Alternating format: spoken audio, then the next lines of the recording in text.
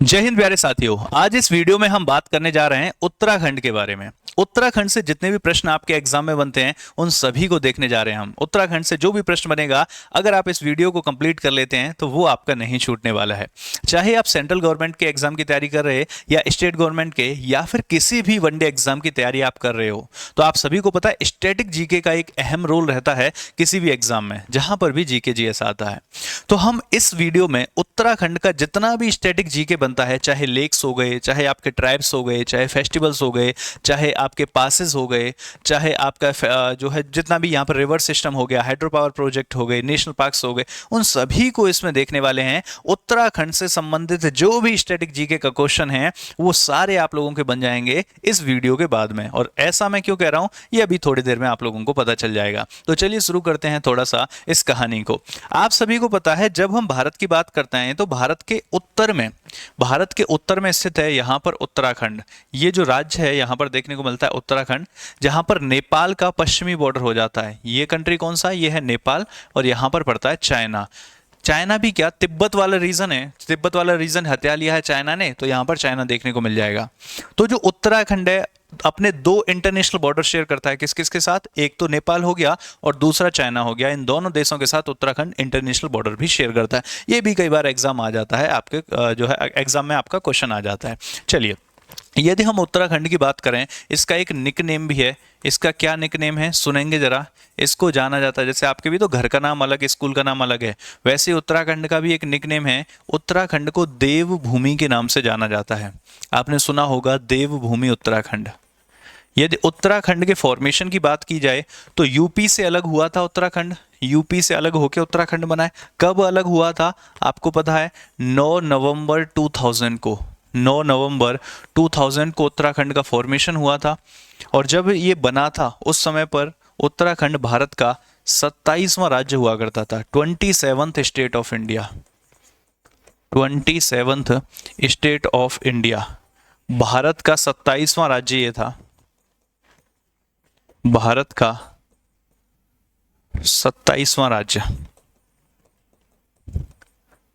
देखिए, static G के आप अलग अलग जगह पढ़ लेते हो, ट्राइब्स आपको मिल जाएंगी कहीं भी डालोगे, है ना, फेस्टिवल्स मिल जाएंगे, लेक्स मिल जाएंगे, लेकिन उनको याद रखना बड़ा मुश्किल हो जाता है। आप मेरे साथ पेन और पेपर लेके बैठिए, मैं आपको क्लास में याद करवाऊंगा। बस जैसे जैसे मैं लिखते जाऊंगा वैसे वैसे आप भी लिखते जाइए। क्लास के बाद में आपसे पूछूंगा याद हुआ या फिर नहीं हुआ। तो ये 27वां राज्य हो जाता है। कहाँ से अलग हुआ था? Separated from UP. Separated from UP, या फिर उत्तर प्रदेश कह लो, उत्तर प्रदेश। यदि मैं बात करूं, क्या ये ऑलरेडी उत्तराखंड हुआ करता था जिस समय अलग हुआ था? नहीं, उस समय इसका नाम था उत्तरांचल। इसका ओल्ड नेम क्या हो जाता है? इसका ओल्ड नेम 2007 तक इसको किस नाम से जानते थे? ओल्ड नेम हो जाता है आपका उत्तरांचल। उत्तरांचल का ही नाम बदल करके उत्तराखंड हो गया था। क्लियर है? नेक्स्ट, यदि मैं बात करूं उत्तराखंड की राजधानी के बारे में, तो आपको इसकी दो राजधानी देखने को मिलेंगी, दो कैपिटल्स देखने को मिलेंगी। एक तो हो जाएगी विंटर कैपिटल, शीतकालीन राजधानी, और एक हो जाएगी समर कैपिटल, ग्रीष्मकालीन राजधानी। यदि विंटर कैपिटल की बात करूं तो वो आपको देहरादून देखने को मिल जाएगी। विंटर कैपिटल कौन सी हो जाएगी? देहरादून हो जाएगी। और यदि बात करूं मैं समर कैपिटल की, ग्रीष्मकालीन राजधानी की, तो वो आपको गैरसैंण देखने को मिलेगी। गैरसैंण। तो क्या समझे, इसकी दो राजधानियां पहले तो एक ही थी, रिसेंटली बनी है जो गैरसैंण है। तो पहले एक थी देहरादून थी, अब इसकी दो राजधानियां, एक देहरादून हो गई, एक आप लोगों की गैरसैंण हो गई। यदि बात करी जाए उत्तराखंड का जो एरिया है, आप सभी को पता है, क्योंकि ये हिमालयन रीजन से जो है होकर के गुजरता है, या हिमालय यहाँ से गुजरता है, इसीलिए ये एक माउंटेनियस स्टेट हो जाता है। और माउंटेनियस स्टेट है तो यहाँ पर पहाड़ देखने को मिलेंगे। उत्तराखंड का 86% एरिया में पहाड़ देखने को मिल जाते हैं। आप लिख भी सकते हो कि 86% जो एरिया है यहाँ पर आपको माउंटेन्स देखने को मिल जाएंगे, यानी कि पर्वत देखने को मिलेंगे। जो 14% एरिया है उसमें आपको प्लेन्स देखने को मिलेंगे, जैसे कि बाकी भारत में है। प्लेन्स यानी कि मैदान देखने को मिलेंगे। अच्छा, पहाड़ी क्षेत्र है तो आप इतना समझते हो कि पहाड़ी क्षेत्र है तो फिर वहां पर फॉरेस्ट भी होंगे, जंगल भी होंगे। जी हाँ, बिल्कुल। 71% एरिया फॉरेस्ट कवर्ड है। 71% एरिया क्या है? फॉरेस्ट कवर्ड है। फॉरेस्ट से घिरा हुआ है। यदि बात करें यहां पर लिटरेसी रेट कितना है, तो भाई साहब उत्तराखंड का जो लिटरेसी रेट है, साक्षरता दर है, वो है आपकी 78%। तो साक्षरता यहाँ पर 78% हुई। ये कुछ जनरल फैक्ट्स हैं जो एग्जाम में पूछ लिए जाते हैं, वो मैं आपको करा रहा हूँ, फिर हम एक एक करके चीजें पढ़ने वाले हैं। यदि बात करें यहाँ पर साक्षरता रेट तो इतनी हो गई। सेक्स रेशियो कितना हो जाता है, तो यहाँ पर जो सेक्स रेशियो है वो हो जाता है आपका 963 यहाँ का सेक्स रेशियो हो जाता है। यदि बात करें लोकसभा में कितनी सीटें हैं, तो यहाँ से लोकसभा में 5 सीटें हैं, 5 सीटें हैं। राज्यसभा में कितनी सीटें हैं, राज्यसभा में आप लोगों की 3 सीटें हैं। ये क्वेश्चन भी आप लोगों से पूछ लिया जाता है। क्लियर है? तो ये सारी बातें हो गई। कुछ जनरल फैक्ट्स एक बार फटाफट से देखते हैं। निकनेम देवभूमि हो जाता है। जब ये बना था इसका नाम उत्तरांचल था। 2009 नवंबर 2000 को बनाया गया था। इसको ये भारत का 27वां राज्य हुआ करता था। ये सेपरेट हुआ था उत्तर प्रदेश से। यदि राजधानी की बात करें तो विंटर कैपिटल देहरादून हो जाती है, समर कैपिटल गैरसैंण हो जाती है। यदि पूछे आपको यहाँ का हाई कोर्ट कहाँ देखने को मिलेगा, तो जो उत्तराखंड का हाई कोर्ट है, जो उत्तराखंड का उच्च न्यायालय है, वो उच्च न्यायालय आपको देखने को मिलेगा नैनीताल में। कहां पर देखने को मिलेगा मेरे साथियों? नैनीताल में। अभी इसकी बात चल रही है इसको शिफ्ट करने की कि इसको हल्द्वानी में शिफ्ट कर दिया जाए। प्रेजेंट टाइम में इसको जो है नैनीताल में देखने को मिल जाता है, ये इसको हल्द्वानी में शिफ्ट करने की बात चल रही है। तो जब हो जाएगा तब की बात करेंगे, फिलहाल तो नैनीताल में है, तो नैनीताल की बातें हमने कर ली। आइए इसको थोड़ा सा जूम इन करके समझने की कोशिश करते हैं। यदि मैं उत्तराखंड की बात करूं तो ये उत्तराखंड के डिस्ट्रिक्ट हो जाते हैं और ये उत्तराखंड का मैप हो जाता है। ये देख रहे हो ना आप, ये जो है ये उत्तराखंड का मैप हो जाता है। और उत्तराखंड में कितने डिस्ट्रिक्ट देखने को मिलेंगे आपको? उत्तराखंड के अंदर आपको 13 डिस्ट्रिक्ट्स देखने को मिलेंगे। इसका मतलब उत्तराखंड में बेसिकली 13 जिले हैं। उत्तराखंड में कितने जिले हैं? उत्तराखंड में 13 जिले हैं। जैसे कि उत्तरकाशी हो गया, रुद्रप्रयाग हो गया, चमोली, पिथौरागढ़, बागेश्वर, चंपावत, अल्मोड़ा, नैनीताल, उधम सिंह नगर, पौड़ी, हरिद्वार, टिहरी और देहरादून। ये 13 जिले पड़ते हैं। पढ़ेंगे हम इनके बारे में, इनको एक एक करके भी जानेंगे कहाँ पर क्या चीज़ें हैं, कौन सा हाइड्रो पावर प्रोजेक्ट कहाँ पर है, रिवर कौन सी है, अब यहाँ पर बद्रीनाथ, केदारनाथ जो धाम है वो कहाँ पर है, कौन सी नदी, सारी चीज़ें, नेशनल पार्क्स वगैरह सब पढ़ने वाले हैं। नंदा देवी पीक के बारे में सब पढ़ने वाले हैं। लेकिन उससे पहले कुछ बातें हैं वो कर ली जाएं, क्योंकि आप सभी को पता है, अभी मैंने क्या बताया आपको, अभी रिसेंटली बताया कि ये भारत के नॉर्थ में स्थित है और यहां से हिमालयन श्रृंखला जाती है। तो ये एक माउंटेनियस स्टेट है, और जब माउंटेनियस स्टेट है, पर्वतीय राज्य है, तो यहां से हिमालय की श्रृंखला गुजरती होगी। तो हिमालय का कौन कौन सा हिस्सा उत्तराखंड से होकर गुजरता है, आइए उस पर चर्चा करते हैं। तो 4 पार्ट हिमालय के उत्तराखंड से होकर के गुजरते हैं। कौन सा है? एक तो जास्कर रेंज या जास्कर श्रृंखला आपको देखने को मिलेगी। तो जास्कर रेंज का भी कुछ हिस्सा उत्तराखंड में देखने को मिलेगा, नदन उत्तराखंड में। उसके बाद में हम बात करते हैं ग्रेट हिमालय की, तो ग्रेट हिमालय, महान हिमालय देखने को मिलेगा। उसके बाद मिडिल हिमालय का भी कुछ हिस्सा यहाँ पर देखने को मिलेगा। यदि बात करें तो शिवालिक का भी हिस्सा यहाँ पर देखने को मिलेगा। कैसे डिवाइड होता है ये, आइए मैं आप लोगों को समझाता हूँ थोड़ा सा। ये देख रहे हो आप, ये उत्तराखंड का मैप है। हल्का हल्का सा समझ लीजिए, क्योंकि आप इसको डिटेल में किसी भी चीज़ को, आप हिस्ट्री वाली चीज़ को हिस्ट्री में पढ़ेंगे, ज्योग्राफी वाली चीज़ को ज्योग्राफी में पढ़ेंगे, पॉलिटी वाली चीज़ को पॉलिटी में पढ़ेंगे। मैं आप लोगों को स्टैटिक करा रहा हूं, तो हल्का हल्का बेसिक इन्फॉर्मेशन सभी के बारे में दे दूंगा, लेकिन जो एग्जाम में पूछा जाता है स्टैटिक से, वो मैं आप लोगों को कराने वाला हूँ। यदि मैं बात करूँ इस सभी चीज़ों की, तो यहाँ पर ऊपर से यदि मैं एक लाइन खींचता हूँ, यहाँ पर ऊपर से यदि मैं एक लाइन खींचता हूँ ऐसे करके, ये हो गई, और एक लाइन खींच देता हूं मैं यहां से, ये हो गई। एक लाइन खींच देता हूं मैं यहां से, ये हो गई, और एक लाइन खींच देता हूं मैं यहां से, ये हो गई। तो अब देखो, सबसे ऊपर वाली जो श्रृंखला है इसको बोलते हैं जास्कर रेंज। कौन सी रेंज बोलते हैं इसको? इसको बोला जाता है जास्कर। जो ये श्रृंखला होगी जास्कर रेंज, ये क्या है?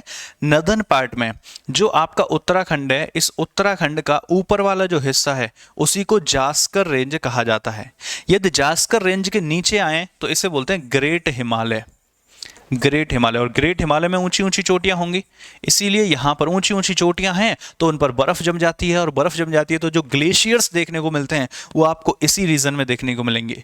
जो रिवर्स निकल रही होंगी, ज्यादातर नदियां इसी रीजन से निकल रही होंगी जिसको आप ग्रेट हिमालय कह रहे हो, क्योंकि इसी रीजन में खास करके आपको ग्लेशियर्स देखने को मिलेंगे।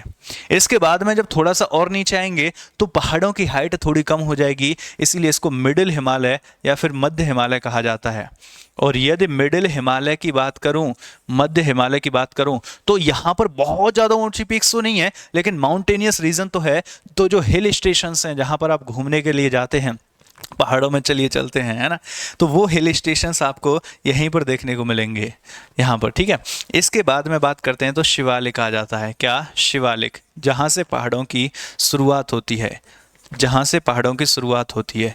जैसे कि मान लो आप इधर हरिद्वार से ऊपर की साइड में जाएंगे तो पहाड़ शुरू हो जाएंगे, या देहरादून से ऊपर की साइड में जाएंगे तो पहाड़ शुरू हो जाएंगे, ऋषिकेश से ऊपर की साइड में जाएंगे तो पहाड़ शुरू हो जाएंगे। तो जहाँ से पहाड़, प्लेन्स खत्म होते हैं और पहाड़ों की शुरुआत होती है, जहाँ प्लेन्स खत्म हो जाते हैं और पहाड़ों की शुरुआत होती है वो शिवालिक रेंज होगी। उसके ऊपर जाकर के फिर हिल स्टेशन हो जाते हैं तो वो आपका जो है मिडिल हिमालय के अंतर्गत आ जाएगा। और उससे ऊपर जाकर के जहाँ ग्लेशियर्स हैं, जहाँ से नदियाँ निकल रही हैं, वो आपका जो है जास्कर रेंज और ग्रेट हिमालय वाली श्रृंखला आ जाएगी। चलिए, अच्छा, इसके भी नीचे की यदि मैं बात करूं, ये वाला जो रीजन है, ये जो रीजन है, ये सब, ये इसमें क्या है, इसमें आपको फिर प्लेन्स देखने को मिलेंगे। यहाँ से नीचे क्या देखने को मिलेंगे? प्लेन्स। प्लेन्स का मतलब हो जाता है मैदान, जो कि उत्तराखंड में सिर्फ 14% है। 86% एरिया क्या है? माउंटेनियस रीजन है, और 14% एरिया क्या है?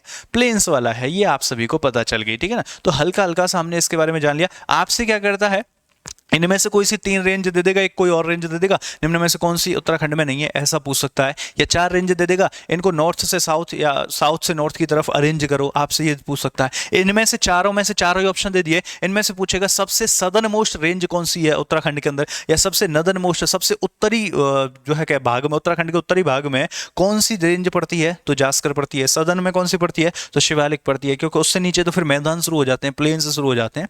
तो ऐसे करके आपसे पूछता है। तो हमने देखा कि उत्तराखंड माउंटेनियस रीजन है, इसमें ये 4 रेंजेस आपको देखने को मिल गई।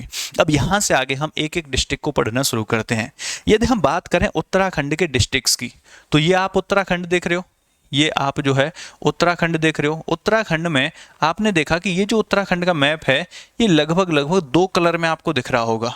और जो ये 2 कलर में, अभी यहाँ पे डिस्ट्रिक्ट मत देखिए, आप सिर्फ ऐसा देखिए कि ये 2 कलर में दिख रहा है। वो 2 कलर में इसलिए दिख रहा है क्योंकि जो उत्तराखंड के डिस्ट्रिक्ट्स हैं, इनको 2 पार्ट्स में डिवाइड किया जाता है। उत्तराखंड में आप लोगों को 13 डिस्ट्रिक्ट देखने को मिलेंगे। उत्तराखंड में कितने जिले हैं? उत्तराखंड में बेसिकली 13 जिले आपको देखने को मिलेंगे। उन 13 जिलों को 2 पार्ट्स में डिवाइड किया जाता है। यहाँ से ये वाली जो लाइन है, ये इनको डिवाइड कर रही है, इनको अलग कर रही है। तो ये जो 2 पार्ट्स में डिवाइड किया जाता है, ये कौन से पार्ट्स हैं देखेंगे जरा। तो उत्तराखंड के जो डिस्ट्रिक्ट्स हैं, इनको कितने डिविजन्स में? 2 डिविजन्स में आपको ये देखने को मिलेंगे।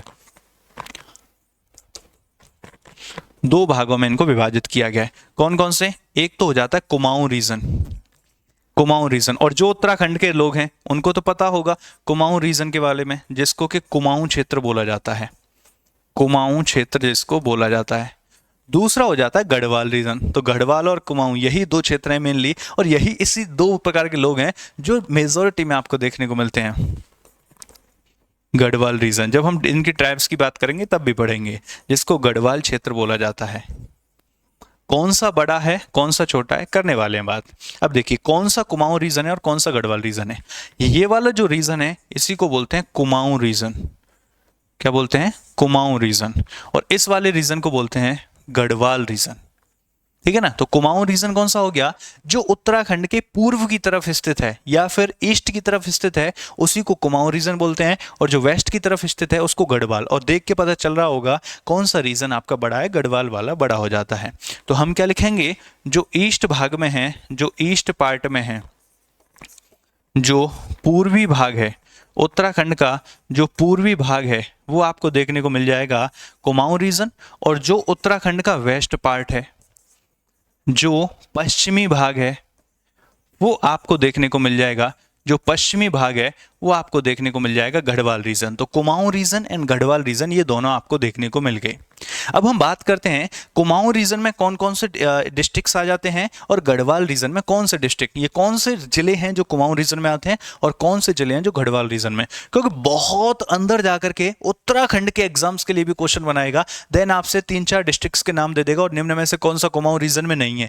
3 कुमाऊं के दे दिए, 1 गढ़वाल का दे दिया, कौन सा कुमाऊं रीजन में नहीं है, कौन सा गढ़वाल रीजन में नहीं है, ऐसा क्वेश्चन बना सकता है यदि गहराई में जाएगा। लेकिन मुझे पता है कि आप सब लोग लिख रहे हो मेरे साथ में, और मैं सच बता रहा हूं आपको, एक बार इसको लिख लो, मेरे साथ में पढ़ लो, एक बार अभी रिवाइज कर लेना आजकल में ही, इसके बाद में हफ्ते भर में रिवाइज कर लेना, इसके बाद 1 महीने में रिवाइज कर लेना। आपका ये टॉपिक है ना, उत्तराखंड से आने वाले सारे क्वेश्चंस आप लोगों के उड़ा दोगे आप ऐसे करके। और ऐसे क्यों यकीन करते हो, जाओ उत्तराखंड के क्वेश्चंस लगाओ, होते हैं तब बताना।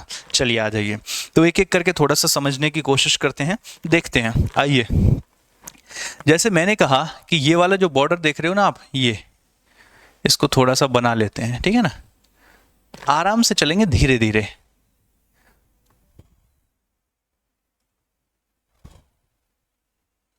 देखिए ये जो बॉर्डर है, इससे इस साइड में कौन सा देश है।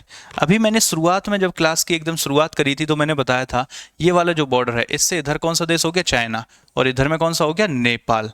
तो अगर मैं यहाँ पर जो बॉर्डर बनाया है इसके इस साइड में बात करूं तो यहाँ पर कौन सा कंट्री देखने को मिल जाता है, तो यहाँ पर आप लोगों को चाइना देखने को मिलेगा। कौन सा कंट्री देखने को मिलेगा, एक सेकंड,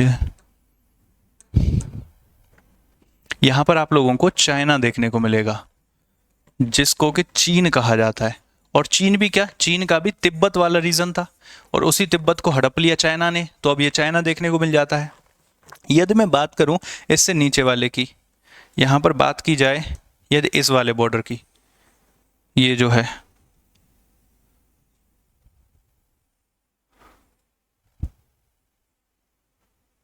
ये देख रहे हो, ये इस साइड में ये कौन सा देश देखने को मिलेगा, इसको बोलेंगे भाई आप, इसको बोलेंगे आप नेपाल, ठीक है ना।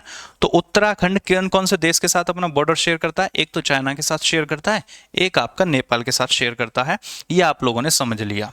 अब हम बात करेंगे उत्तराखंड के डिस्ट्रिक्ट्स की। यदि उत्तराखंड के डिस्ट्रिक्ट्स की बात करी जाए, यदि उत्तराखंड के डिस्ट्रिक्ट्स की बात करी जाए तो चलिए यहीं से शुरुआत कर देते हैं, यहां से शुरुआत कर देते हैं। ये मिला आपको सबसे पहला डिस्ट्रिक्ट, और जो सबसे पहला डिस्ट्रिक्ट मिला, ये आपने देखा कि ये अपना बॉर्डर चाइना के साथ में भी शेयर कर रहा है और ये अपना बॉर्डर नेपाल के साथ में भी शेयर कर रहा है। क्या, ये अपना बॉर्डर चाइना के साथ में भी शेयर कर रहा है और ये अपना बॉर्डर नेपाल के साथ में भी शेयर कर रहा है। आपसे पूछा जा सकता है क्वेश्चन कि उत्तराखंड का कौन सा डिस्ट्रिक्ट चाइना और नेपाल दोनों के साथ बॉर्डर शेयर करता है। वो एक ही डिस्ट्रिक्ट है जो कि उत्तराखंड के नॉर्थ ईस्ट वाले रीजन में पड़ता है, इसको बोला जाता है पिथौरागढ़। ये कौन सा डिस्ट्रिक्ट हो जाता है, इसको बोला जाता है पिथौरागढ़। क्लियर है, बहुत बढ़िया। यदि हम पिथौरागढ़ से नीचे की साइड में आते हैं तो ये रहा एक डिस्ट्रिक्ट, ये कौन सा है, इसको आप एक काम कीजिए, इसको दूसरे कलर से कर लेते हैं। कौन सा, ये वाला कर दें, ये कर देते हैं।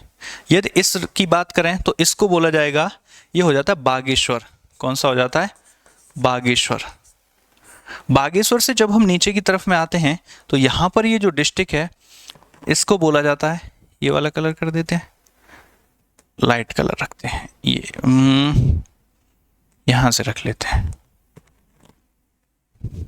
यहां पर ये कौन सा डिस्ट्रिक्ट मिला, ये मिला आपको अल्मोड़ा। तो ये हो गया आपका अल्मोड़ा। अल्मोड़ा के बाद की बात करें तो इसके नीचे जब आप आते हैं तो ये वाला जो डिस्ट्रिक्ट है ये आपको देखने को मिलेगा नैनीताल। क्या, नैनीताल।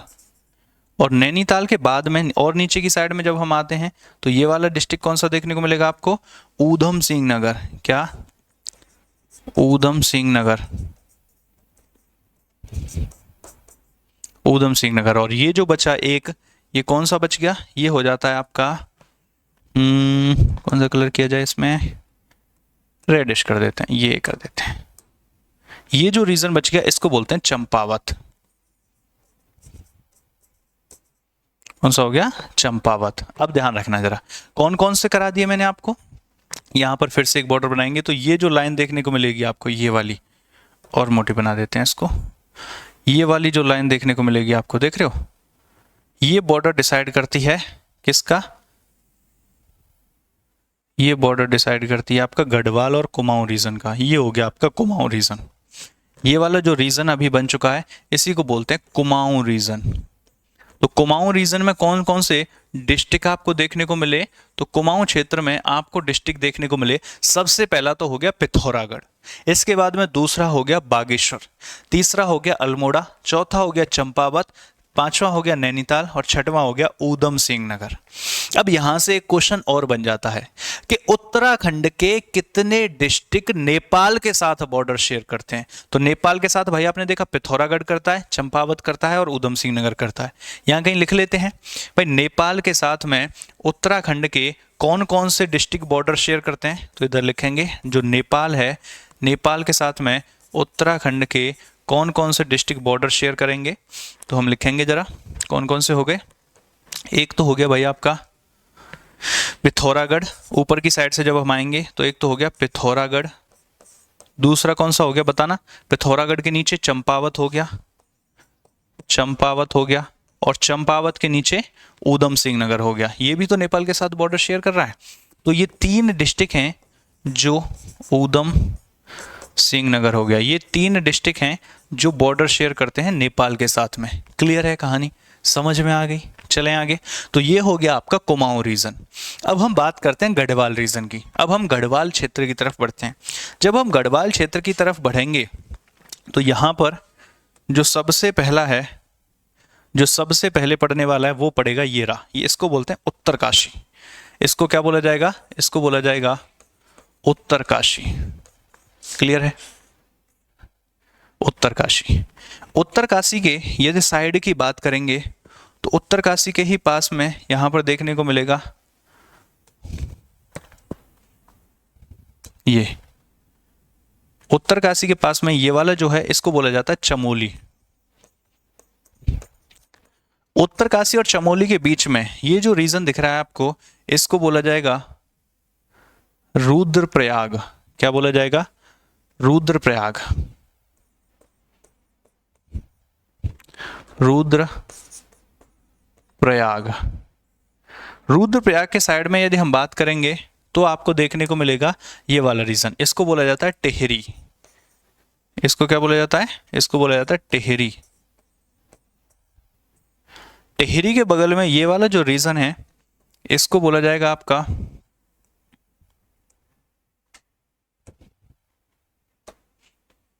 इसको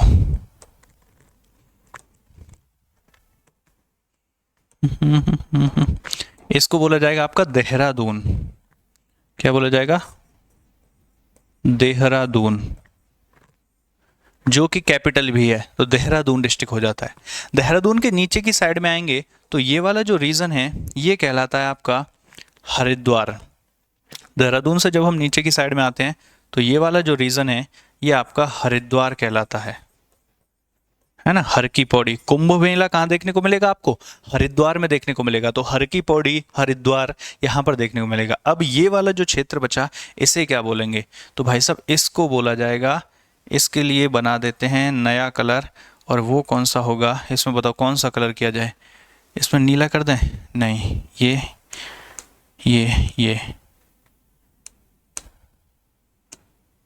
इसमें ये भी पास में ही है, ये भी पास, चलो ये कर देते हैं।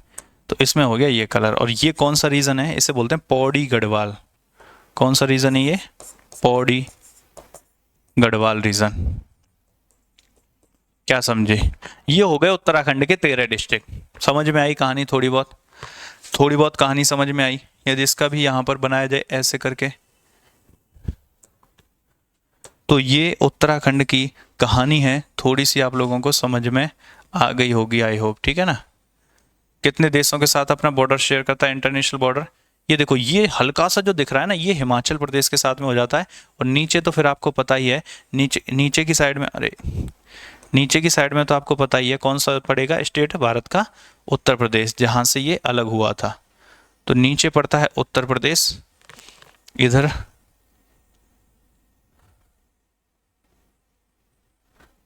इधर हिमाचल पड़ जाता है, नीचे की साइड में, यहां लिख सकते हो आप यूपी।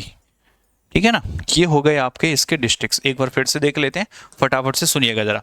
यदि मैं कुमाऊं रीजन की बात, इसको लिख लो गढ़वाल रीजन। गढ़वाल रीजन, ठीक है ना।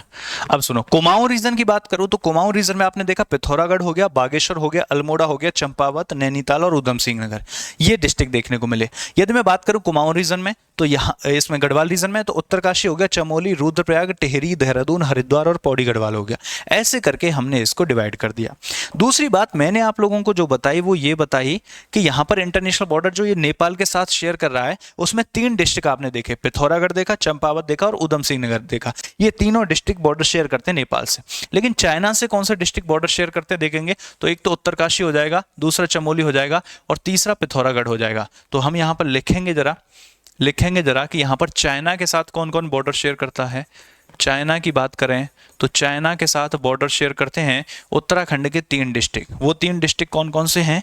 वो 3 डिस्ट्रिक्ट हैं, एक तो आपका उत्तरकाशी देखने को मिला आपको ऊपर ही, एक तो आपको आपका उत्तरकाशी ही देखने को मिल गया, तो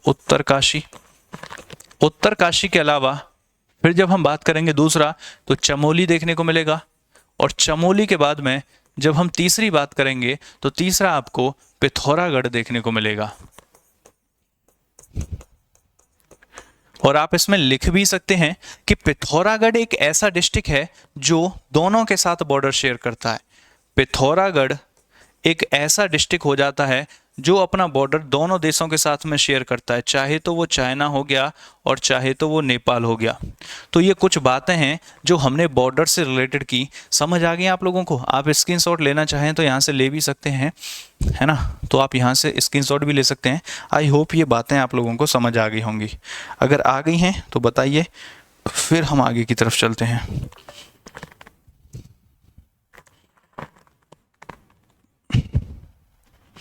चला जाए।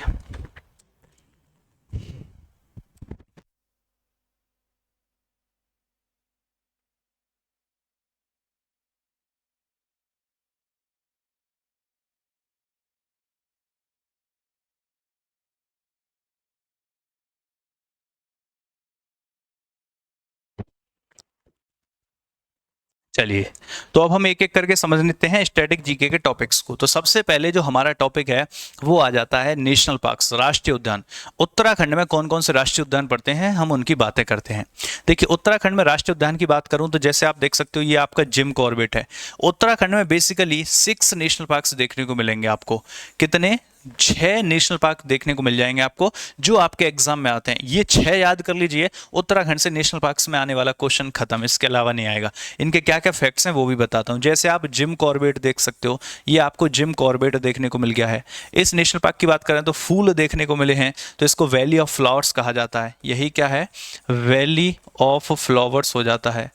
नेक्स्ट तीसरे की यदि मैं बात करूं तो ये आपको नेशनल पार्क देखने को मिल जाएगा देहरादून के पास में ही। इसका नाम है राजाजी नेशनल पार्क। अभी आगे चल के इनको पढ़ने वाले हैं एक एक करके। इसका नाम है राजाजी नेशनल पार्क। नेक्स्ट यदि बात करें तो यहाँ पर ये देख रहे हो गोविंद नेशनल पार्क, ये कौन सा हो जाता है? ये आपका गोविंद नेशनल पार्क है। गोविंद के बगल में जो है गोविंद हो गया। गोविंद के बाद में ये वाला जो है ये कौन सा है? ये नंदा देवी है, नंदा देवी नेशनल पार्क है। ये कौन सा है? ये गंगोत्री नेशनल पार्क है, गंगोत्री नेशनल पार्क है। तो ये 6 हैं basically: Gangotri national park, Govind national park, Nanda Devi national park, Rajaji national park, valley of flowers national park and Jim Corbett national park. इन्हीं 6 नेशनल पार्क्स के बारे में आप लोगों को जो है पढ़ना है। चलें आगे। हाँ, इन्हीं 6 के बारे में हम आपको पढ़ाएंगे। चलिए एक एक करके शुरू करते हैं। सबसे पहला आ जाता है जिम कॉर्बेट नेशनल पार्क। लिखते रहो अब मेरे साथ में, ठीक है ना। सबसे पहला कौन सा आ गया? Jim Corbett national park. यदि जिम कॉर्बेट नेशनल पार्क की मैं बात करूं तो सबसे पहली बात तो ये कहां पर देखने को मिलेगा? आपको नैनीताल वाले रीजन में देखने को मिलेगा। कौन से रीजन में देखने को मिलेगा? नैनीताल वाले। एक तो ये याद रखेंगे कि ये नैनीताल वाले रीजन में देखने को मिल जाता है। दूसरी चीज क्या याद रखेंगे? दूसरी चीज ये याद रखेंगे कि ये हो जाता है first national park of India. क्या? First national park of India. Bharat का पहला राष्ट्रीय उद्यान क्या हो जाता है? भारत का पहला राष्ट्रीय उद्यान यही हो जाता है। किस नाम से खोला गया था? हैली नेशनल पार्क आपने सुना होगा। क्या सुना होगा? हैली नेशनल पार्क के नाम से आपने सुना होगा, भारत का पहला राष्ट्रीय पार्क हो जाता है। अब इसको जो है जिम कॉर्बेट के नाम से जाना जाता है। वैसे इसका प्रपोज नाम एक और भी है जिसको आप रामगंगा नेशनल पार्क कह सकते हो। क्या कह सकते हो? प्रपोज्ड नेम इसका क्या है, या जाने लगा है फिर से, रामगंगा नेशनल पार्क के नाम से। रामगंगा नेशनल पार्क के नाम से भी इसको जाना जाने लगा है, प्रपोज्ड नेम था इसका, ठीक है ना। यदि मैं बात करूं किस लिए इंपॉर्टेंट है, आपको यहां पर ये इसलिए इंपॉर्टेंट हो जाता है, आपने सुना होगा प्रोजेक्ट टाइगर, याद आ रहा है? बताना जरा कौन से साल शुरू किया गया था। तो प्रोजेक्ट टाइगर जो है उसकी शुरुआत कहाँ से हुई थी? मिशन टाइगर जो था उसकी शुरुआत यहीं से हुई थी, started from here, started here. तो जो प्रोजेक्ट टाइगर है वो यहीं से स्टार्ट हुआ था, और क्योंकि प्रोजेक्ट टाइगर यहीं से शुरुआत हुआ था इसीलिए तो ये बंगाल टाइगर के लिए फेमस है। किसके लिए? जो बंगाल टाइगर हो जाता है, एलिफेंट हो जाता है, वो खासकर यहाँ पर आपको देखने को मिल जाएंगे।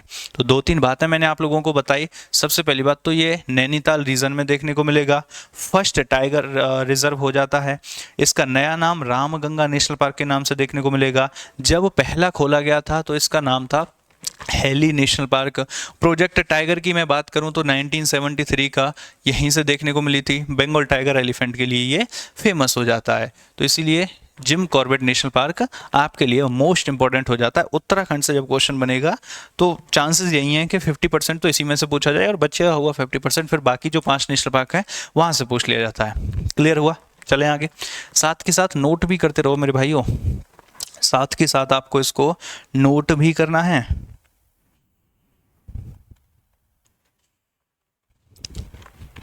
नेक्स्ट देखो, अगला कौन सा है?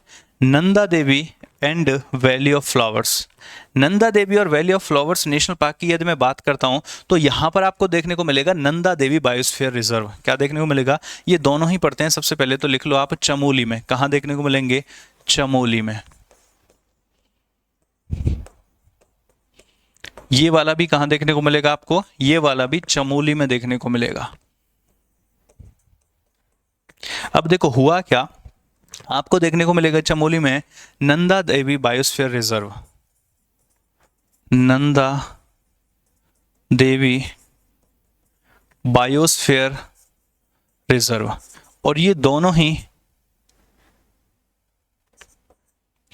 ही नेशनल पार्क इसी का हिस्सा है, नंदा देवी बायोस्फीयर रिजर्व का। कौन सा? एक तो हो गया नंदा देवी नेशनल पार्क, ये पहला वाला हो गया, और दूसरा ये valley of flowers, valley of flowers national park. तो ये valley of flowers national park और नंदा देवी नेशनल पार्क, ये दोनों ही जो है नंदा देवी बायोस्फीयर रिजर्व का हिस्सा हैं, जो कि आपको चमोली में देखने को मिल जाता है।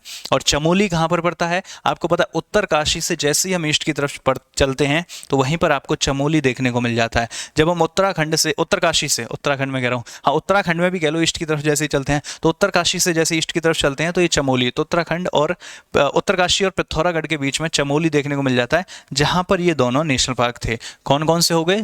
जिम कॉर्बेट हो गया, जिम कॉर्बेट के बाद हमने कौन से देख लिए? नंदा देवी और valley of flowers, 3 national park हो गए। आगे बात करें, नेक्स्ट देखो अगला कौन सा है? Rajaji national park. यदि मैं राजाजी नेशनल पार्क की बात करूं तो राजाजी नेशनल पार्क आपको देखने को मिलेगा जैसे ही आप दिल्ली से देहरादून की तरफ आते हैं तो देहरादून में जब आप एंट्री करेंगे ना तो जंगल वाला एरिया, जैसे आपने अगर इस रास्ते, एक तो है रुड़की वाला रास्ता, एक है आपका बिहारीगढ़ होते हुए, तो बिहारीगढ़ वाले रास्ते से जैसे ही आप आएंगे तो बिहारीगढ़ को क्रॉस करते ही जंगल शुरू हो जाता है, और जंगल लगभग वो 14-15 किलोमीटर का जंगल वाला रास्ता है, और उस जंगल वाले रास्ते को जैसे ही खत्म करोगे तो वहाँ टनल है, और टनल के बगल में ही, टनल क्रॉस करते ही राइट साइड में बोर्ड लगा हुआ है राजाजी नेशनल पार्क का, तो वहाँ पर आपको ये राजाजी नेशनल पार्क देखने को मिलेगा।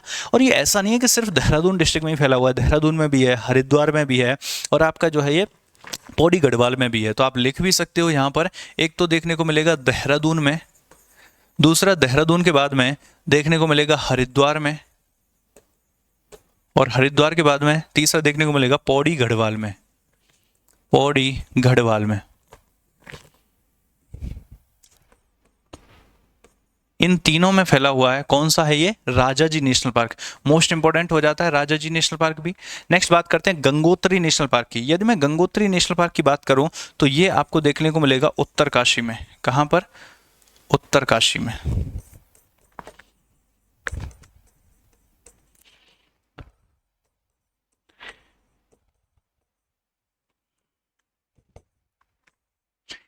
नेक्स्ट है आपका जो है गोविंद नेशनल पार्क, ठीक है ना, यही 6 नेशनल पार्क थे आपके, तो गोविंद नेशनल पार्क भी आपको उत्तरकाशी में ही देखने को मिल जाएगा।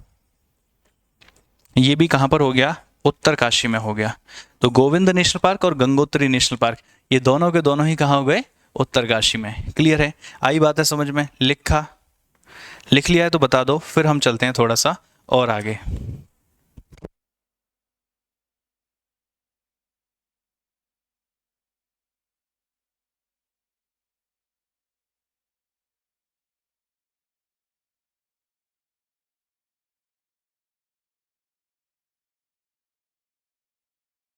चले,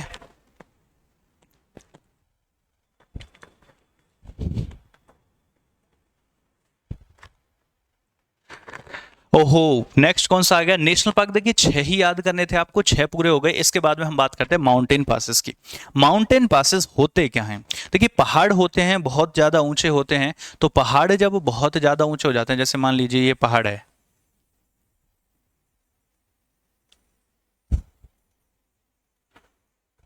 ये है पहाड़।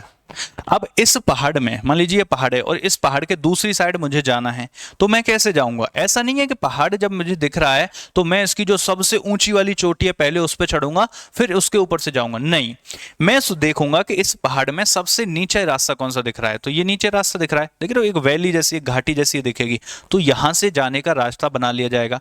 तो पहाड़ जहां पर भी सबसे नीचा होता है वहां से प्राचीन टाइम में रूट बना लिए जाते थे, लोग पैदल जाते थे या घोड़े वगैरह से जाते थे, तो यहीं से जाते थे। और जब यहां से जाते थे तो ये पास जैसा दिखता है कि दो पहाड़ों के बीच में से दिख रहा है कि हाँ सामने आप निकल जाओगे, तो दो पहाड़ों के मतलब दो पहाड़ के पहाड़ की जो रेंज होती है उसमें जो सबसे नीचा पोर्शन होता है वहीं से रास्ता बना लिया जाता है आने जाने का। इसको बोलते हैं कि नेचुरली पहाड़ नीचा है यहाँ पर, इसी वजह से आने जाने का रास्ता है, तो नेचुरल रूट आप इसको कह सकते हो। तो पास क्या है, दर्रा इसी को कहते हैं कि एक दर्रा जैसा दिखता है, यहां से आप पास हो सकते हो। तो जो पर्वतीय दर्रे होते हैं आप इसको कह सकते हो और नेचुरल रूट इन माउंटेन्स, है ना, a natural route in mountains. Mountains में पर्वतों में जो प्राकृतिक मार्ग होता है, क्या पर्वतों में जो प्राकृतिक मार्ग होता है उसी प्राकृतिक मार्ग को दर्रा कहा जाता है। पर्वतों में जो प्राकृतिक मार्ग होता है उसी पास को बेसिकली दर्रा कहा जाता है। क्लियर है, समझ गए आप। चलिए, तो बहुत ये ला बोलते हैं, एक्चुअली ला का मतलब ये है, जैसे आप अलग स्टेट में जब पहुंचोगे बारह लाचा ला, जोजी ला, ला का मतलब दर्रा होता है, लेकिन फिर भी हम कह देते हैं बोमडिला पास, बारह लाचा ला पास, ठीक है, कोई दिक्कत वाली बात नहीं है, हमें तो समझना है बस। तो चलिए एक एक करके पढ़ना शुरू करते हैं। अब देखो इसमें बहुत सारे दर्रे आपको उत्तराखंड में देखने को मिलेंगे, बट हम वो पढ़ेंगे ना जो हमारे एग्जाम में आते हैं और जिन्हें हम याद रख सकते हो और एग्जाम में आंसर हमारा हो जाए। तो ज्यादा नहीं, 4-5 दर्रे आपको करवाऊंगा जो कि मोस्ट इंपॉर्टेंट हो जाते हैं। देखिए लिपु लेख, स्टार मार्क कर लीजिए, उत्तराखंड का सबसे इंपॉर्टेंट दर्रा हो जाता है जिसको लिपु लेख के नाम से जाना जाता है। लिपु लेख सबसे पहली बात तो कहां पर पड़ता है ये लिपु लेख दर्रा, तो ये पड़ता है आपका पिथौरागढ़ में। कहां पड़ता है, पिथौरागढ़ में ये देखने को मिलता है। पिथौरागढ़ वही डिस्ट्रिक्ट है जो चाइना और नेपाल के साथ में अपना बॉर्डर शेयर करता है। तो पिथौरागढ़, डिस्प्यूट भी तो है पिथौरागढ़ तीनों देशों के साथ में, तो वो सॉरी ये लिपुलेख डिस्प्यूट जब डालोगे तो आपको दिख जाएगा, चाइना के साथ में देखने को मिलता है। पिथौरागढ़ दर्रा हो जाता है। ये कहाँ पड़ता है, यदि मैं इसकी एग्जैक्ट लोकेशन की आपसे बात करूं तो ये आपको देखने को मिलेगा यहाँ, ये वाला रीजन देख रहे हो, यहाँ ये यहाँ पर जो ये पिथौरागढ़ है, पिथौरागढ़ में ये वाला जो रीजन है यहाँ पर देखने को मिलेगा, यहाँ चाइना के नेपाल के बॉर्डर के पास में ही। और जो है ये क्या, इधर चाइना इधर नेपाल है, ये पिथौरागढ़ है, यहाँ देखने को मिलेगा।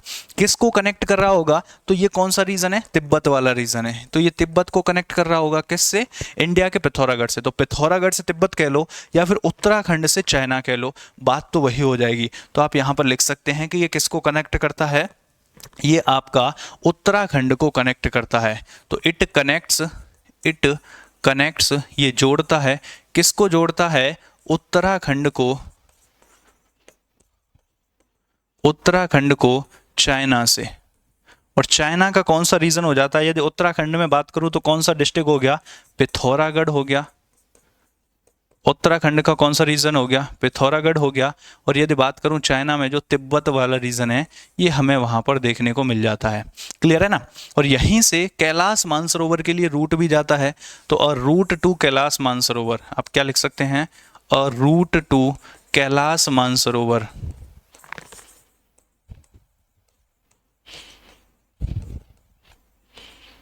कैलाश मानसरोवर के लिए जो मार्ग है वो भी यहां से आपको देखने को मिल जाता है। क्लियर है। नेक्स्ट अगला देखो, ट्रेलिस पास। ट्रेलिस पास की यदि मैं बात करूं तो ये आपको देखने को मिलेगा यहां पर। देखिए जो पिथौरागढ़ है, पिथौरागढ़ के नीचे मैंने कौन सा डिस्ट्रिक्ट कराया था आपको, बागेश्वर। तो ये किसको जोड़ता है, पिथौरागढ़ को बागेश्वर से जोड़ता है। किसको, पिथौरागढ़ को, पिथौरागढ़ को जोड़ता है बागेश्वर से।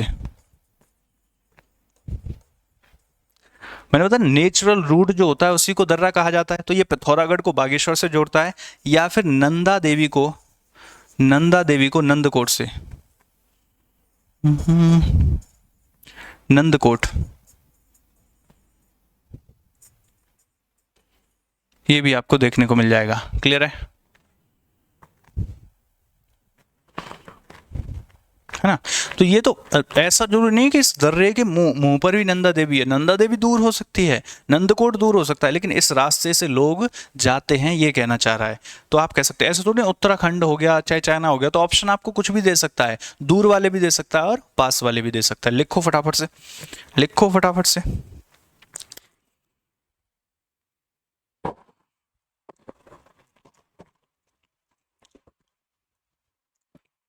चले आगे, अगला देखो फिर। अब देखो माना पास की जब हम बात करते हैं, माना इसको क्या बोला जाता था, इसको बोला जाता था लास्ट विलेज ऑफ, माना की यदि मैं बात करूं तो लास्ट विलेज ऑफ इंडिया बोला जाता था, भारत का आखिरी गांव, लास्ट विलेज ऑफ इंडिया बोला जाता था इसको, भारत का आखिरी गांव। लेकिन अब इसका नाम बदल दिया गया है ना।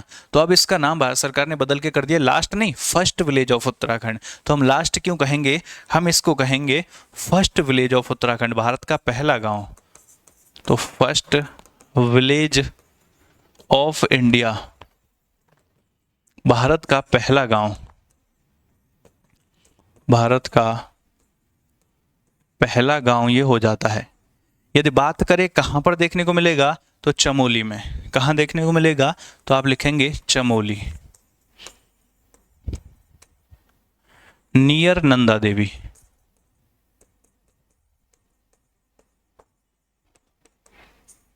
नियर नंदा देवी चमोली में ये देखने को मिल जाता है। क्लियर है कहानी, समझ में आ रही है बातें। एक बात बताओ, समझ में आ रही हैं बातें।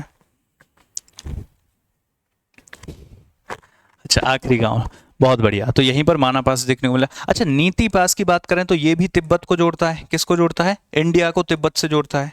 ये भी किसको जोड़ता है, ये भी इंडिया को जोड़ता है तिब्बत से, और तिब्बत चाइना है ना। लेकिन अभी ये क्या है, अभी इसको सील कर रखा है, अभी ये क्या है, सील्ड है, अभी इसको रोक रखा है, अभी इसको सील कर रखा है या फिर अभी इसको रोक रखा है। क्लियर, चलिए बहुत बढ़िया।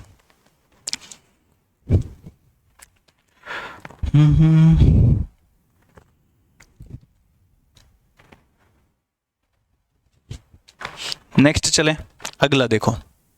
अगला है मुलिंगला। मुलिंगला भाई किसको जोड़ता है, कोई बताएगा है, मुलिंगला किसको जोड़ता है, कोई बताएगा। ये भाई साहब आपको देखता है नॉर्थ ऑफ गंगोत्री। मुलिंगला कहाँ देखने को मिलता है, in the north of Gangotri, Gangotri के पूर्व में, गंगोत्री के उत्तर में, गंगोत्री, गंगोत्री के उत्तर में ये देखने को मिल जाता है। किसको जोड़ता है ये भाई साहब, सीधी सीधी बात, उत्तराखंड को जोड़ता है किससे, तिब्बत से। किसको जोड़ता है, उत्तराखंड को तिब्बत से या चाइना से जोड़ता है, आप कह सकते हैं। नेक्स्ट बात करें लामखंगा।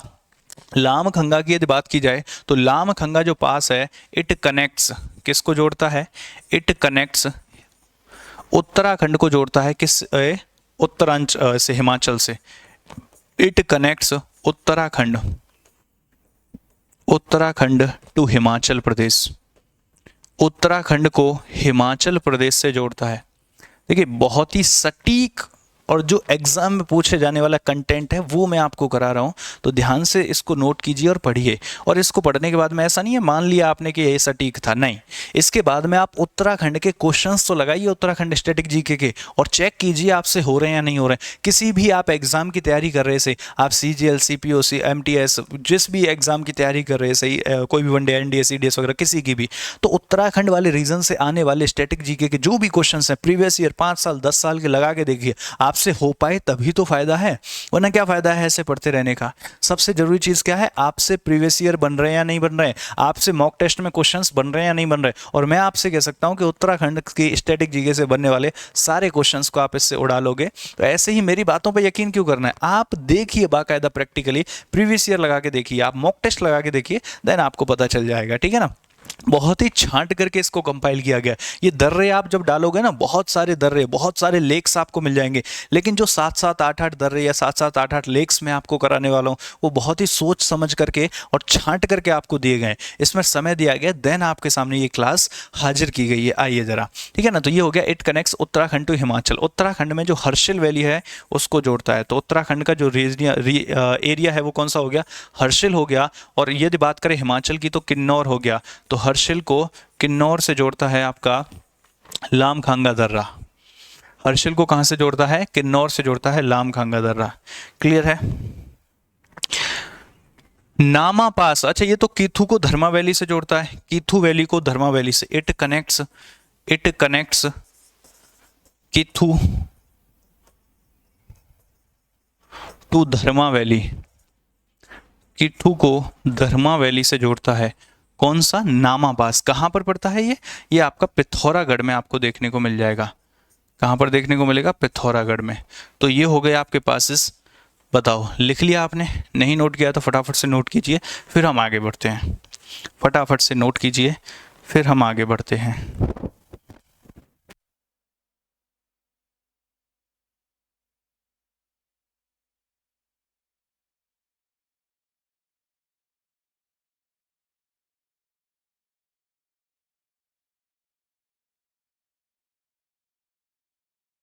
चले भाई सब, चलिए बहुत बढ़िया, आगे बढ़ते हैं। River system of Uttarakhand, river से एक तो कौन सी किसकी ट्रिब्यूटरी हो जाती है, ये क्वेश्चन पूछा जाता है। दूसरा बात, जब दो नदियां मिलती हैं तो उस जगह पर कुछ ना कुछ संगम बन रहा होता है। जैसे आपने सुना होगा नंद प्रयाग के बारे में, आपने सुना होगा रुद्र प्रयाग के बारे में, कर्ण प्रयाग के बारे में, देव प्रयाग के बारे में, विष्णु प्रयाग के बारे में। तो कौन कौन सी नदियां किससे टकराती हैं और कौन सी नदी का नाम आगे चलता है, कौन सी नदी का नाम रुक जाता है, और कॉन्फ्लुएंस का जो एरिया है जहां पर दो नदियां मिलती हैं उसको क्या कहा जाता है, आइए समझने की कोशिश करते हैं। एक छोटा सा डायग्राम मैं आप सभी के सामने बनाने जा रहा हूं, अगर उसको आपने बना लिया 2 3 4 5 बार, बनाना पड़ेगा ना, तो 2 3 बार बना दीजिए उसको, जो है रिवीजन जब आप करेंगे तो फटाफट से डायग्राम बनाया और लिख दिए, देन आपको ये सारी चीजें रट जाएंगी, ठीक है ना। पहले मुझे भी बहुत कंफ्यूजन होता था, लेकिन जब मैंने 5 बार 10 बार इसको बना दिया उसके बाद से ये चीजें रट गई, ठीक है। चलिए देखते हैं। अगर मैं आपसे कहूं यहां पर एक एरिया पड़ता है जिसको बोला जाता है गौमुख, यहां पर एक एरिया हो गया जिसको बोला जाता है गौमुख। यहां से एक नदी निकलती है, यहां से एक नदी निकलती है ऐसे करके, क्लियर है। इस नदी का नाम है भागीरथी रिवर, इसका नाम क्या है, भागीरथी।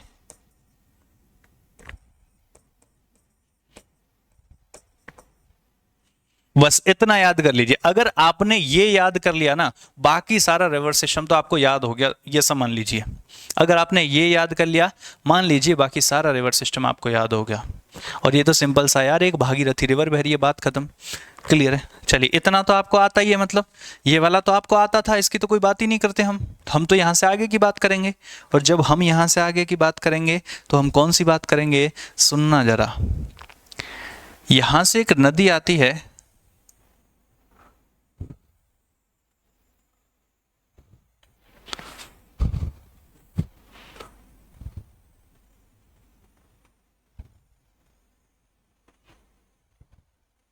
जो आकर के इसमें मिल जाती है, इसकी सहायक नदी, इसको बोलते हैं अलकनंदा।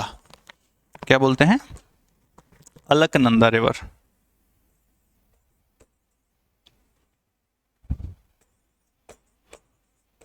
बताओ, समझ में आया? समझ में आया? दो ही तो नदी बताई मैंने आपको, कौन कौन सी बताई? एक बताई भागीरथी, जो आपको आती थी, नहीं आती थी तो वो तो आपने याद कर ली थी, वो तो मैंने बताई नहीं। मैंने आपको सिर्फ एक रिवर बताई, उसका नाम है अलकनंदा, बात खत्म। क्या समझे आप कि जो भागीरथी रिवर है उसकी एक ट्रिब्यूटरी है, उसकी एक सहायक नदी है जो अपना पानी ला करके इसी को दे देती है, और इसको अलकनंदा कहा जाता है। सिंपल सी बात है, दो नदियां हो गई हैं। कौन कौन सी हो गई? एक अलकनंदा हो गई, एक भागीरथी हो गई। कोई टेंशन वाली बात? दो तो बना सकते हो। अगर आपने इतना कर लिया ना, ये मान लीजिए सारा रिवर सिस्टम आपको आ गया, बस आप इतना कर लीजिए, और इसमें तो है ही नहीं कुछ करने वाला। एक भागीरथी है जो सीधी सीधी चली गई, इसकी एक ट्रिब्यूटरी अलकनंदा, भागीरथी की ट्रिब्यूटरी अलकनंदा, खत्म हो गया ना, बस ये तो आपको आ गया है। इसका मतलब इतना आपको आता है, यहां से आगे अब एक दो नदी मेरे कहने से कर लीजिए, मामला हमारा सेट हो जाएगा। चलिए, ये तो आपको आता है भागीरथी और अलकनंदा, अब यहां से आगे मेरे कहने से कर लीजिए। एक नदी निकलती है यहां से जिसका नाम है धौली गंगा। क्या नाम है इसका? धौली गंगा। अच्छा, इसकी भी एक ट्रिब्यूटरी है वैसे है, तो अगर लिखना चाहे लिख ही लो यार, क्या हो गया, एक ट्रिब्यूटरी एक तो कर लो, धौली गंगा। एक्चुअली अलकनंदा की एक ट्रिब्यूटरी है धौली गंगा, धौली गंगा की भी एक ट्रिब्यूटरी लिख लो, छोटी सी है, ऋषि गंगा। ठीक है, बस बस हो गया, हो गया, अब ज्यादा नहीं, इससे ज्यादा नहीं, हो गया, खत्म। सुनना जरा क्या कहता है। इसने कहा, इसने क्या कहा आपसे? कौन से पेन से लिखेंगे? रेड से लिख दें? रेड से लिख देते हैं। इसने कहा कि जो ऋषि गंगा है वो आकर के मिल जाती है धौली गंगा में। क्या कहा? जो ऋषि गंगा है वो आके मिल जाती है धौली गंगा में, और धौली गंगा आकर के मिल जाती है अलकनंदा में, और धौली गंगा जिस जगह आकर के अलकनंदा में मिलती है इसी को विष्णु प्रयाग कहते हैं। इसको क्या बोलते हैं? विष्णु प्रयाग। अब मेरी बात सुनना ध्यान से कि सर जब ये ऋषि गंगा धौली गंगा में मिली तो इसका नाम धौली गंगा होगा या ऋषि गंगा होगा? तो इसका नाम होगा धौली गंगा, क्योंकि ऋषि गंगा धौली गंगा में मिल गई, और जब धौली गंगा अलकनंदा में मिली तो यहां से ये दोनों नदियां मिली हैं। अब इसका नाम क्या है? इसका नाम है अलकनंदा। इसलिए जो नदी आगे बढ़ रही है मैंने वो उसी पेन से बना दी है कि सर हमें कैसे पता जब दो नदियां मिलेंगी तो कौन सी वाली का नाम आगे जाएगा? ये तो रट लेंगे तभी जाएगा, या क्यों जाता है? इसका नाम आगे धौली गंगा क्यों नहीं रहा? इसका नाम धौली गंगा ऋषि गंगा दो मिलके आ रही थी, अब धौली गंगा का नाम आगे चलना चाहिए था ना, अलकनंदा का क्यों चला? तो भाई देखो, जब दो नदियां मिलती हैं तो आगे बढ़कर के एक ही स्ट्रीम बन जाती है, लेकिन जब दो नदियां मिलती हैं तो उनका जो नाम है कौन सी वाली का आगे बढ़ेगा और कौन सी वाली ट्रिब्यूटरी बनेगी, ये इस बात पर डिपेंड करता है कौन सी वाली नदी गहरी है।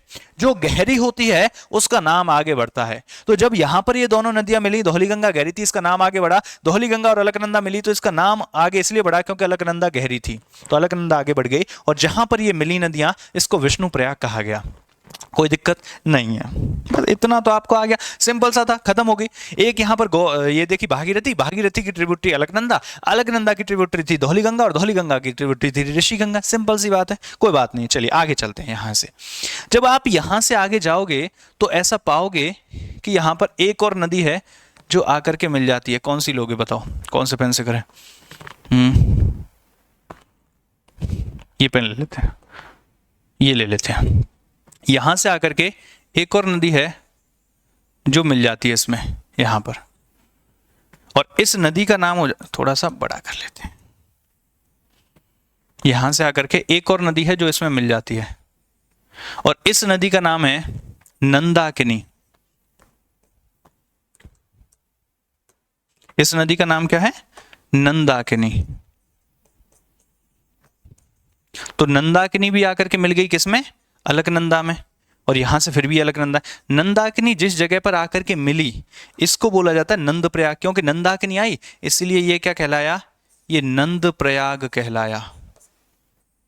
इसके बाद में एक और नदी आती है, सिंपल सी बात है, वो भी आप कर ही दोगे, मुझे पता है, मुझे भरोसा है आप पर, क्योंकि तो वो भी आप कर ही दोगे। वो नदी कौन सी आती है? वो नदी आती है आपकी यहां से, ये इसको बोलते हैं पिंडारी। कौन सी नदी आ गई? पिंडारी। जिस जगह पर पिंडारी आकर के मिली इसको आपका कर्णप्रयाग बोल देते हैं। इस वाले एरिया को क्या बोलते हैं? कर्णप्रयाग।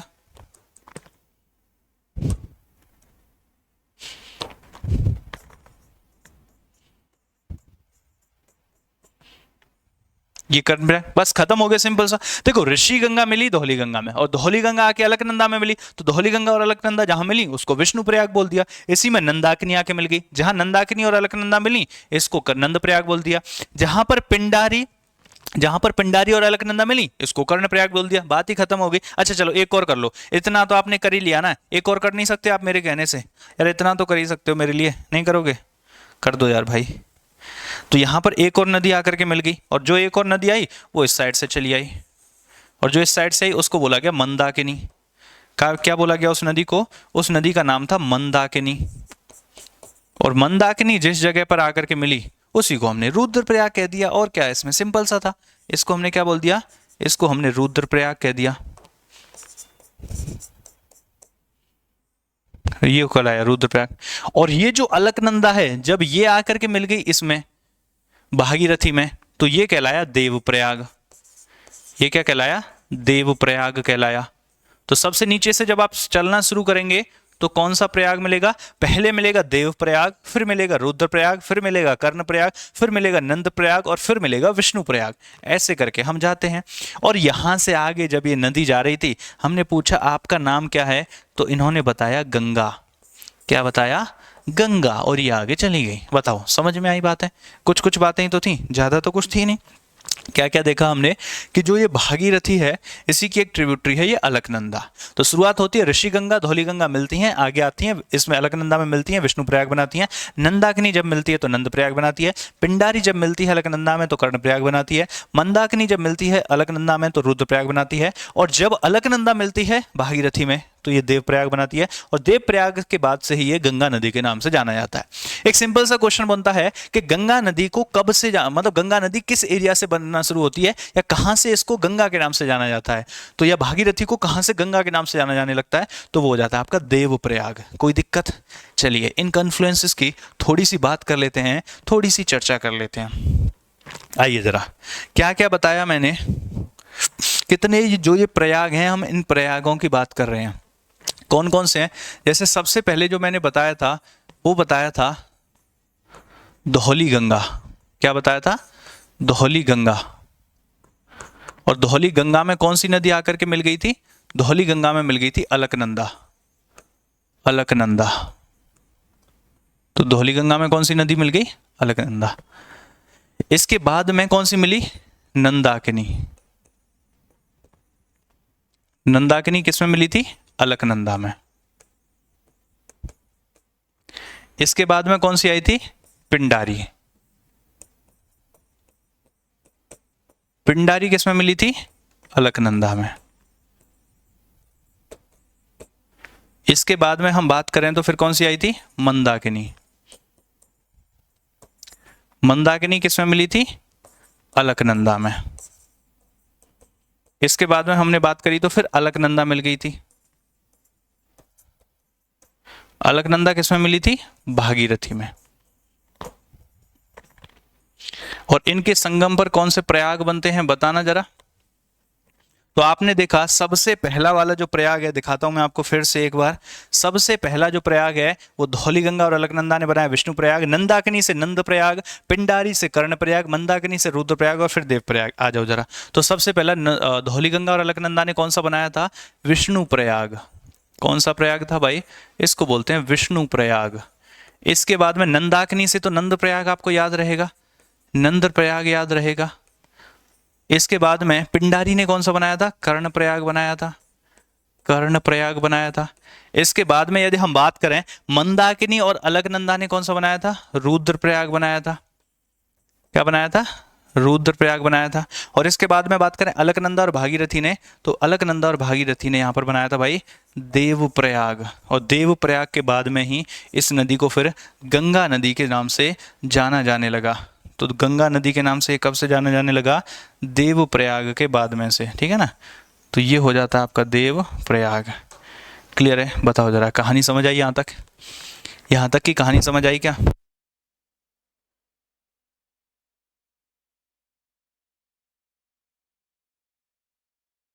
ठीक है ना।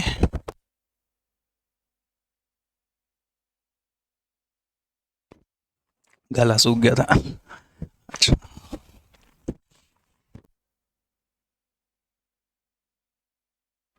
इसको नोट कर लो और बताओ कहानी समझ आई।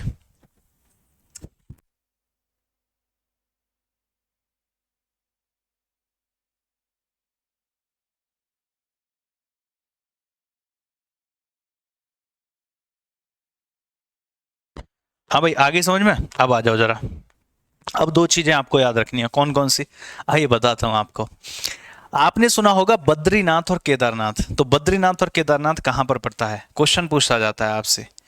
तो बद्रीनाथ पड़ता है, आपको जो ये अलकनंदा नदी दिख रही है इसी के ऊपर यहां पर पड़ता है बद्रीनाथ।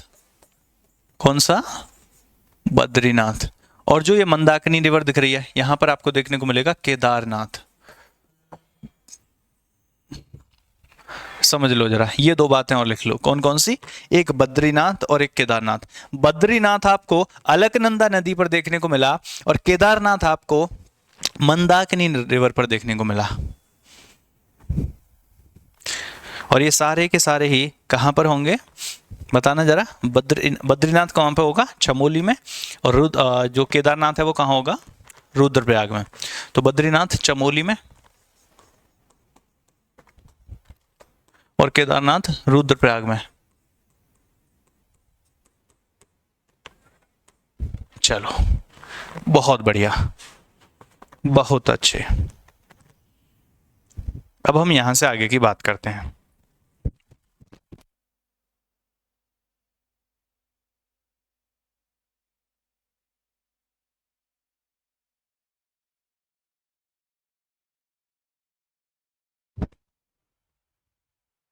चले, चलिए तो फिर हो गया। क्योंकि हम स्टैटिक वाला पोर्शन देख रहे हैं, देखिए इन नदियों को और ज़्यादा डिटेल में आप कहाँ पर पढ़ेंगे, इन नदियों को और ज़्यादा डिटेल में आप ज्योग्राफी में पढ़ेंगे। लेकिन अभी तो हमारा स्टैटिक पोर्शन चल रहा है, तो हमारे लिए इतना काफ़ी हो जाएगा।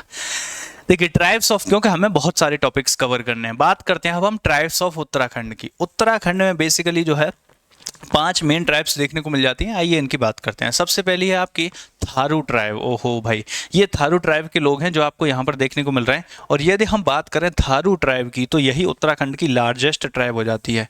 यही क्या है, उत्तराखंड की लार्जेस्ट ट्राइब हो जाती है, लार्जेस्ट ट्राइब ऑफ उत्तराखंड। यदि बात करें थारू, थारू शब्द कहाँ से आया, तो जो थार डेजर्ट है वहाँ से आपको थारू शब्द देखने को मिल जाएगा। और ये हो जाती है लार्जेस्ट ट्राइब ऑफ उत्तराखंड। इसके बारे में बस एक बात भी लिखेंगे तो आप चल जाएगा। ये जो दिवाली होती है बेसिकली, ये दिवाली को दिवारी के रूप में बनाते हैं। दिवाली को क्या है, दिवारी, दिवारी हो जाता है। अपने जो पूर्वज होते हैं इनके, उन पूर्वजों के लिए बेसिकली शोक मनाते हैं। ये पूर्वजों को याद करते हैं और कि हमारे जो पूर्वज हमें छोड़ करके चले गए उनको ये याद करते हैं और उनके लिए शोक मनाते हैं। उस प्रकार की यहाँ पर दिवाली देखने को मिल जाती है। थारू ट्राइब हो जाती है उत्तराखंड में सबसे बड़ी जनजाति, यही हो जाती है। ये आप यहाँ पर देख सकते हैं। बस आपको याद करने हैं इन ट्राइब्स के नाम। देखिए आप जब सेंट्रल गवर्नमेंट के एग्जाम यदि आप दे रहे हैं, किसी अदर स्टेट गवर्नमेंट के, उत्तराखंड के जब देंगे तो और ज़्यादा डिटेल में 1-2 पॉइंट पूछा जा सकता है, बाकी तो यहीं से हो जाता है। लेकिन आप किसी भी भारत में किसी भी स्टेट का एग्जाम दे रहे चाहिए या सेंट्रल गवर्नमेंट का, तो देख रहे हो इतने ज़्यादा स्टेट्स हैं और यहाँ पर तो 5-6 ट्राइब हैं। लेकिन पूरे देश में सोचिए हर स्टेट में कितनी ट्राइब हैं, तो बहुत ज़्यादा डिटेल में नहीं, आपसे पूछता है कौन सी ट्राइब कहाँ पर पाई जाती है, तो वो हो जाता है। या उत्तराखंड की सबसे बड़ी ट्राइब कौन सी है, कर्नाटक की सबसे बड़ी, अंडमान निकोबार की सबसे बड़ी ट्राइब कौन सी है, ऐसे क्वेश्चन आते हैं। तो वो मैं आप लोगों को करवाने वाला हूँ, ठीक है ना। तो लिखेंगे largest tribe of Uttarakhand, Uttarakhand की सबसे बड़ी ट्राइब यही हो जाती है, ये हो जाता है। क्लियर है। और एक बात बताऊं आपको, उत्तराखंड में जितनी भी ट्राइबल पॉपुलेशन है ना, उसमें से 94.5% रूरल एरियाज में रहती है। कहां पर रहती है, रूरल एरियाज में रहती है, ग्रामीण क्षेत्र में रहती है। उत्तराखंड में जितनी ट्राइबल पॉपुलेशन है उसमें से लगभग 95% पॉपुलेशन, 94.5 या 95% पॉपुलेशन गांव में, ग्रामीण क्षेत्र में रहती है। तो ये तो हो गई आपकी थारू ट्राइब। अगली वाली देखो, यदि हम बात करें जौनसारी ट्राइब की, यदि हम बात करें जौनसारी ट्राइब की, तो जौनसारी ट्राइब क्या हो जाती है, सेकेंड लार्जेस्ट ट्राइब हो जाती है। ये क्या है, second largest tribe of Uttarakhand. Uttarakhand की दूसरी सबसे बड़ी जनजाति हो जाती है। यदि बात करें तो ये फॉलो पांडवास, जो पांडव थे ना, कौरव पांडव, आपको पता है, फॉलो पांडवास, तो पांडवों को ये लोग फॉलो करते हैं, यही आप लोग याद रखेंगे। यदि आपसे बात करें भोटिया ट्राइब की, यदि आपसे बात करें भोटिया ट्राइब की। तो भोटिया ट्राइब आपको उस क्षेत्र में देखने को मिलेगी जो चाइना से संबंधित आपका जो रीजन है, जैसे कि आपका उत्तरकाशी हो गया, उत्तरकाशी हो गया, उत्तरकाशी के अलावा आपका जो है चमोली हो गया, है ना, जैसे आपका जो है पिथौरागढ़ हो गया, पिथौरागढ़ हो गया। तो इस रीजन में आपको जो है ये इनका पहनावा होता है थोड़ा जैसे करके सब लोग पहन करके, ये इनको जो है पिथौरागढ़ और जौनसारियों का पहनावा यही होता है। ये नॉर्मली भी जो है खेतों वगैरह में काम करते हुए मिलेंगे। तो इस प्रकार से जो है एक अपर में जो है टी शर्ट टाइप की होती है फुल स्लीव्स की सी, जो महिलाएं और पुरुष सारे ही लोग ऐसे करके कपड़े पहनते हैं और सर पर आपका जो है कपड़ा बांध लेते हैं ये, ठीक है ना, सब लोग ही, सारी महिलाएं कपड़ा बांध करके रखती हैं सर पर। ये जौनसारी ट्राइब हो जाती है ना। काफ़ी जौनसारी लोग आपको जैसे देहरादून में भी आप पहुंचते हो या हरिद्वार वगैरह में जाते हो तो देहरादून में काफ़ी जौनसारी लोग हैं जो आकर के, जैसे पहाड़ी क्षेत्र में तो आपको पता है वहाँ पर ना तो आपका इरिगेशन, वो क्या नाम है, एग्रीकल्चर होता है, ना इंडस्ट्रीज़ है। तो अपनी इकोनॉमी के लिए, जैसे माउंटेनियस रीजन जो होता है ना, वो अपनी इकोनॉमी के लिए दो ही चीज़ों पर डिपेंड करता है। एक तो हो जाता है टूरिज्म और दूसरा हो जाता है एल्कोहल इंडस्ट्री। तो एल्कोहल इंडस्ट्री और टूरिज्म, यही दो चीज़ें चलती है। तो अब यहाँ पर जो पहाड़ी क्षेत्र वाले लोग हैं फिर वो कहीं ना कहीं प्लेन्स की तरफ आते हैं जॉब्स के लिए। तो यहाँ पर देहरादून वगैरह के रीजन में भी आप देखेंगे बहुत सारे जो है जौनसारी लोग आपको देखने को मिलेंगे। क्लियर है, नोट कर लिया, चले आगे। चलिए बहुत बढ़िया। तो ये हो गए चार, कितने हो गए, ये तीन हो गए ना, हाँ तीन हो गए, थारू हो गई, जौनसारी हो गई और भोटिया, तीन वो हो गए, दो ये हो गए, पांच हैं, बहुत बढ़िया है। राजी ट्राइब की अगर बात करेंगे, राजी ट्राइब, राजी ट्राइब को क्या कहा जाता है, आप ऐसे याद रखेंगे, राजी से राजा, और राजा आपको पता है लॉर्ड राम आपको याद आ जाना चाहिए, और राम गए थे वनवास में, इसीलिए इनको वनवासी बोला जाता है। क्या बोला जाता है, वनवासी बोला जाता है। इनको एनिमल लवर्स बोला जाता है, वनवासी वनों में रहते हैं और जानवरों से प्यार करते हैं, इसलिए इनको एनिमल लवर्स बोला जाता है, ठीक है ना। इस ट्राइब के लोगों को क्या बोला जाता है, एनिमल लवर्स के नाम से जाना जाता है। नेक्स्ट आती है बुक्सा ट्राइब, राजी ट्राइब के बाद में आती है बुक्सा, ये लास्ट हो गई, पांच ही ट्राइब पढ़नी थी आपको, बुक्सा ट्राइब लास्ट हो गई। और ये मेनली पाए जाते हैं, इस प्रकार के जो लोग हैं वो मेनली रहते हैं तराई रीजन में। कहाँ पर रहते हैं, तराई रीजन में, तराई क्षेत्र में ये लोग रहते हैं ज़्यादातर।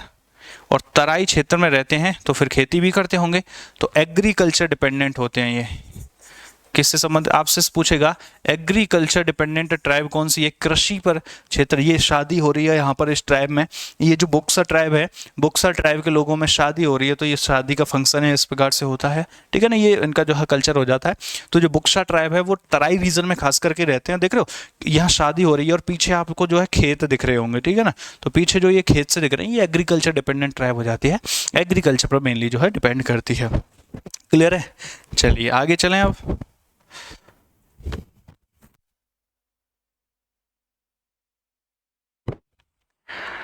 हाँ जी,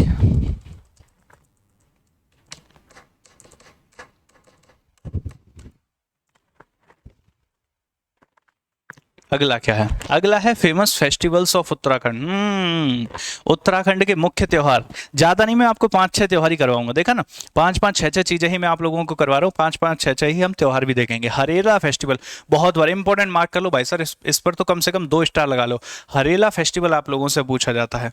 हरेला फेस्टिवल की मैं बात करूं तो यहाँ से इंपॉर्टेंट ये हो जाता है, और ये मॉनसून जब आता है या फिर अराइवल ऑफ मॉनसून, कब मनाया जाता है, अराइवल ऑफ मॉनसून के समय पर ये त्यौहार मनाया जाता है, या खरीफ क्रॉप जो होती है उसके समय पर, खरीफ क्रॉप प्लांटेशन के समय पर ये मनाया जाता है। इंपॉर्टेंट है, important festival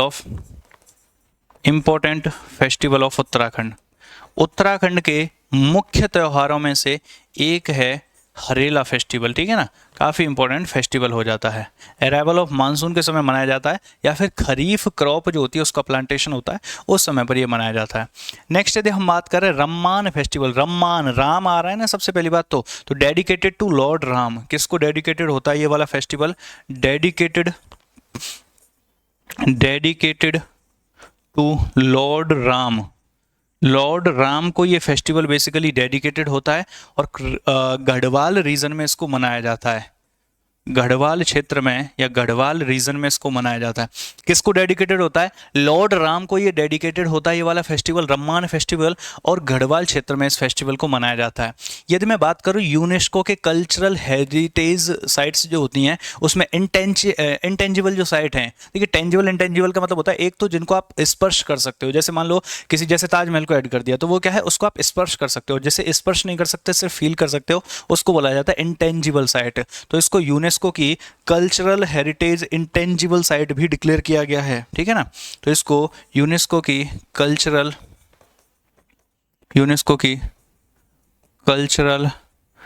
heritage intangible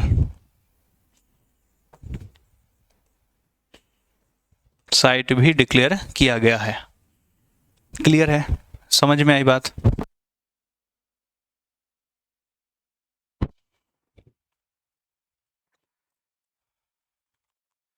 next Kumbh Mela. ये तो आपको पता ही है कुंभ मेला कहाँ मनाया जाता है। कुंभ मेला तो आपको पता ही है हरिद्वार में। कहाँ पर? हरिद्वार में मनाया जाता है कुंभ मेला। ये तो आप सभी लोग जानते हैं, हर की पौड़ी पे है ना कुंभ मेला मनाया जाता है। कितनी भीड़ होती है आप सभी लोग जानते ही हैं। नेक्स्ट,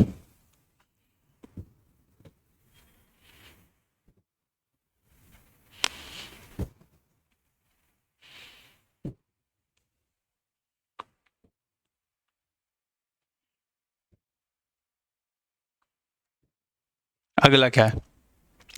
हिल यात्रा। हिल यात्रा बेसिकली जो है मनाया जाता है पिथौरागढ़ में। कहाँ मनाया जाता है?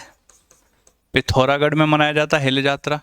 यदि मैं बात करूं बिस्सू मेला फेस्टिवल पता है कहाँ मनाया जाता है? ये आपको जौनसारी क्षेत्र में देखने को मिलेगा। कहाँ पर? जौनसारी क्षेत्र में देखने को मिलेगा बिस्सू मेला। कहाँ पर देखने को मिला बिस्सू मेला? जौनसारी क्षेत्र में। नंदा देवी राज जात ये देखने को मिलेगा आपको चमोली में। नंदा देवी राज जात। लेकिन आपसे तो स्टेट पूछेगा, देखो चांसेस यही है कि 90% आपसे स्टेट पूछेगा, लेकिन फिर भी कोई पर्टिकुलर पूछता है तो मैंने आप लोगों को बता दिया कि ये पिथौरागढ़ में, जौनसारी क्षेत्र में, चमोली में आपको देखने को मिल जाता है। क्लियर है? अच्छा लास्ट और बता दो, फूलदेई। फूल आ गया है। फूलदेई से आप क्या याद रखेंगे? फूल आ गया है तो अब खेती काट ली जाए, तो इसको हार्वेस्ट फेस्टिवल बोला जाएगा, ठीक है ना। तो इसको क्या बोला जाएगा? Harvesting festival. काटना क्या है इसमें? हार्वेस्ट फेस्टिवल, ठीक है ना। हार्वेस्टिंग फेस्टिवल है, फूल लगा दो, हार्वेस्टिंग फेस्टिवल है, खेती कर लो, है ना। तो ये क्या हो जाता है? Harvesting festival. हिल यात्रा हो गया पिथौरागढ़ में, बिस्सू मेला हो गया आपका जौनसारी क्षेत्र में। यदि बात करें नंदा देवी राजजात की, तो नंदा देवी राजजात हो गया आपका चमोली में। चमोली में तो पड़ता है आपको नंदा देवी पेस्ट। हाईएस्ट पीक ऑफ उत्तराखंड जो है नंदा देवी जो है चमोली में ही देखने को मिलती है। और आपको पता है 1962 में प्लूटोनियम के जो सिलेंडर हैं वो भी दबे हुए नंदा देवी में। नंदा देवी की जो आइस है वहाँ पर प्लूटोनियम के सिलेंडर्स हैं जो दबे हुए हैं, जो कि काफ़ी खतरनाक साबित हो सकते हैं। सरकार ने काफ़ी बार कोशिश की उनको ढूंढने की, लेकिन वो मिले नहीं, तो वो देखने को मिल जाते हैं आपको इस रीजन में। चलिए नेक्स्ट चलें आगे।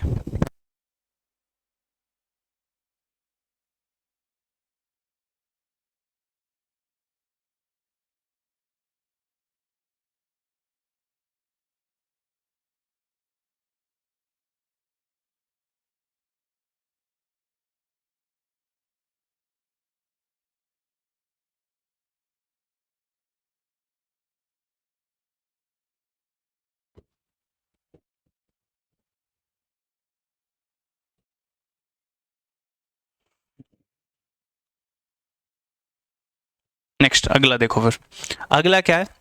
अच्छा, इंपॉर्टेंट लेक्स ऑफ उत्तराखंड। देखिए बहुत सारे, उत्तराखंड में तो बहुत सारे लेक्स देखने को मिलेंगे। उत्तराखंड का जो नैनीताल है उसको तो लेक सिटी कहा जाता है। उत्तराखंड में जो नैनीताल है उसको तो लेकों का शहर या लेक सिटी के नाम से भी जाना जाता है। कई सारे लेक्स देखने को मिलेंगे। तो इसमें से कुछ इंपॉर्टेंट हैं जो मैं आपको करवा देता हूं, जैसे कि रूपकुंड हो गया। रूपकुंड की यदि हम बात करें तो ये कहाँ देखने को मिलेगा आपको? चमोली में। रूपकुंड कहाँ देखने को मिलेगा? चमोली में। इसको लेक ऑफ स्केलेटन के नाम से भी जाना जाता है। जो रूपकुंड है इसको लेक ऑफ स्केलेटन के नाम से भी जाना जाता है। ये चमोली में देखने को मिलेगा आपको। हेमकुंड की यदि हम बात करें तो हेमकुंड भी आपको चमोली में देखने को मिल जाता है। और नेक्स्ट यदि हम बात करें कागभूषणी, तो ये भी आपको चमोली में देखने को मिल जाता है। तो ये तीनों ही लेक आपको चमोली में देखने को मिल जाएंगे। कहाँ पर? ये भी चमोली में, ये भी चमोली में, और आपका लेक ऑफ स्केलेटन भी आपको चमोली में देखने को मिल जाएगा। क्लियर है? चलें आगे। हाँ जी, चलें आगे। नेक्स्ट तो लिख लिए, तीनों लिख लो फटाफट से। रूपकुंड लिख लो, हेमकुंड लिख लो और कागभूषणी।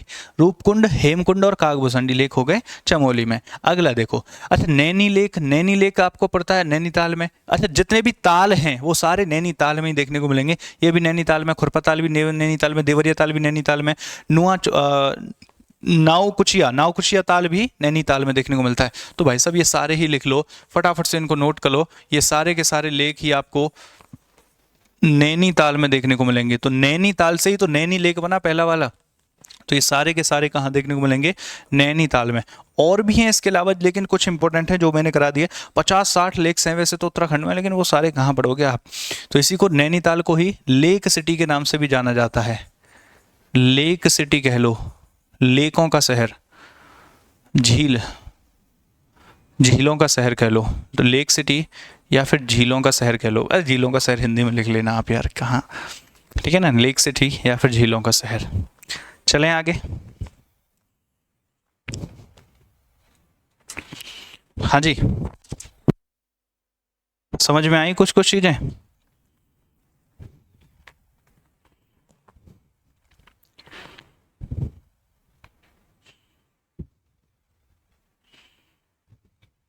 चलिए बहुत बढ़िया, एक बार फिर से देख लो।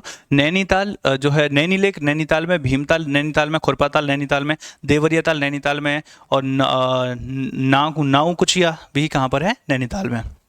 अगला क्या कह रहा है? अगला कह रहा है major river projects of Uttarakhand. भाई सब उत्तराखंड के रिवर प्रोजेक्ट देखिए, जैसे जाम रानी प्रोजेक्ट। जाम रानी एक प्रकार का इरिगेशन प्रोजेक्ट हो जाता है। ये देखिए, कोई भी प्रोजेक्ट होगा किसी नदी के ऊपर, डैम वगैरह के ऊपर, तो वो दो तरीके से, या तो हाइड्रो पावर होगा प्रोजेक्ट, या फिर वो इरिगेशन होगा, सिंचाई के लिए होगा। तो ये क्या है? बेसिकली ये सिंचाई के लिए हो जाता है, तो ये इरिगेशन प्रोजेक्ट हो जाता है। इरिगेशन प्रोजेक्ट सिंचाई परियोजना हो जाता है। सिंचाई परियोजना। नेक्स्ट, कहाँ कहाँ पर फैला हुआ है? तो ये आपको उत्तराखंड और यूपी दोनों में ही देखने को मिल जाएगा, या कह लो उत्तराखंड एंड यूपी, ये दोनों को ही सिंचाई से संबंधित प्रावधान प्रोविजंस प्रोवाइड करता है, मतलब दोनों के लिए ही बेनिफिशियल है। कहाँ कहाँ पर? उत्तराखंड का एक तो आपने देखा नैनीताल, उत्तराखंड का देखा एक तो नैनीताल, नैनीताल कर लो। दूसरा आपने देखा ऊधम सिंह नगर, दूसरा देखा आपने ऊधम सिंह नगर नगर। यदि हम बात करें यूपी की, तो यूपी का आपने देखा एक तो बरेली, यूपी का क्या देखा? बरेली। और किसको फायदा पहुंचाएगा ये बरेली के साथ साथ? रामनगर को। बरेली और रामनगर ये यूपी में देखने को मिल जाएंगे आप लोगों को, ठीक है ना? कौन सी नदी पर है यदि आपसे पूछे? धौली गंगा, नहीं गोला गोला गोला, धौली गंगा नहीं, गोला रिवर पर, गोला रिवर पर ये आपको देखने को मिल जाएगा। क्लियर? समझ में आई बात? कहां पर देखने को मिलेगा? गोला रिवर पर। गोला क्या है? रामगंगा की ही तो ट्रिब्यूटरी है, ट्रिब्यूटरी ऑफ रामगंगा। ये भी पूछा गया था एक बार क्वेश्चन कि गोला रिवर किसकी ट्रिब्यूटरी है? रामगंगा की ट्रिब्यूटरी है। रामनगर, अच्छा रामपुर कर लो यार, इसको तो क्या हो गया, एक ही बात है। क्या कह रहे हो यार तुम, क्यों टेंशन ले रहे हो? दूसरा क्या है? टिहरी डैम। तो टिहरी डैम तो आपको पता है, Tehri dam highest dam of India भी तो है ये, है ना? हाईएस्ट डैम ऑफ इंडिया भी तो है टिहरी डैम। भागीरथी और बेलंगाना पर पड़ता है ये। क्या?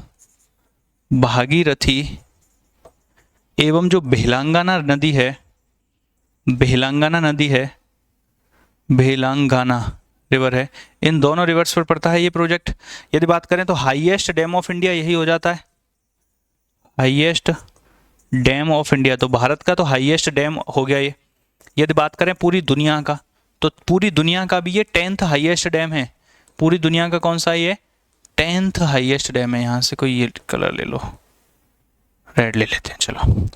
10th highest dam of world, 10th highest dam in the world. पूरी दुनिया का तो 10th हाईएस्ट डैम है, और भारत का हाईएस्ट डैम है टिहरी डैम। आपको टिहरी लेक भी तो देखने को मिलेगा यहाँ पर। अरे भाई बहुत बड़ा है, ठीक है ना। अभी रिसेंटली मैं दिसंबर में ही गया था, तो आपको जो है यहाँ पर बोट रेसिंग वगैरह काफ़ी सारी चीज़ें देखने को मिल जाएंगी। वैसे नहीं है कि रेस यहाँ पर कॉम्पिटिशन होते हो, इतना भी नहीं, लेकिन यहाँ आप घूम सकते हो बोट में बैठ करके, ठीक है। बड़ा ही सुंदर नज़ारा यहाँ पर दिखता है, और ख़ास करके आप जो है जनवरी के महीने में जाओगे तो आसपास में बर्फ़ पड़ी हुई होगी, क्योंकि जैसे ही आप यहाँ से चाहे तो ऋषिकेश होकर के जाओगे, आप जैसे आते हो तो ऋषिकेश होकर के देन आप टिहरी जाओगे, या फिर जो है पहले जहाँ से जाओगे देहरादून, देहरादून से आप जाओगे मसूरी, मसूरी से आप जाओगे धनौल्टी, धनौल्टी से आप जाओगे चंबा, रास्ते में आपको सुरकंडा देवी मंदिर भी पड़ता है, तो धनौल्टी, धनौल्टी से आगे क्या है? चंबा। वहीं आपका अच्छा लिख लो, सुरकंडा देवी टेम्पल कहाँ पड़ता है? वो भी उत्तराखंड में पड़ता है, ठीक है ना। तो चंबा, और चंबा से फिर आप जाते हो टिहरी, और टिहरी लेक पर आप फिर जाते हो घूमने के लिए, ठीक है ना। वो आपको देखने को मिल जाता है। क्लियर है? लिखो इसको फटाफट से, फिर चलते हैं आगे।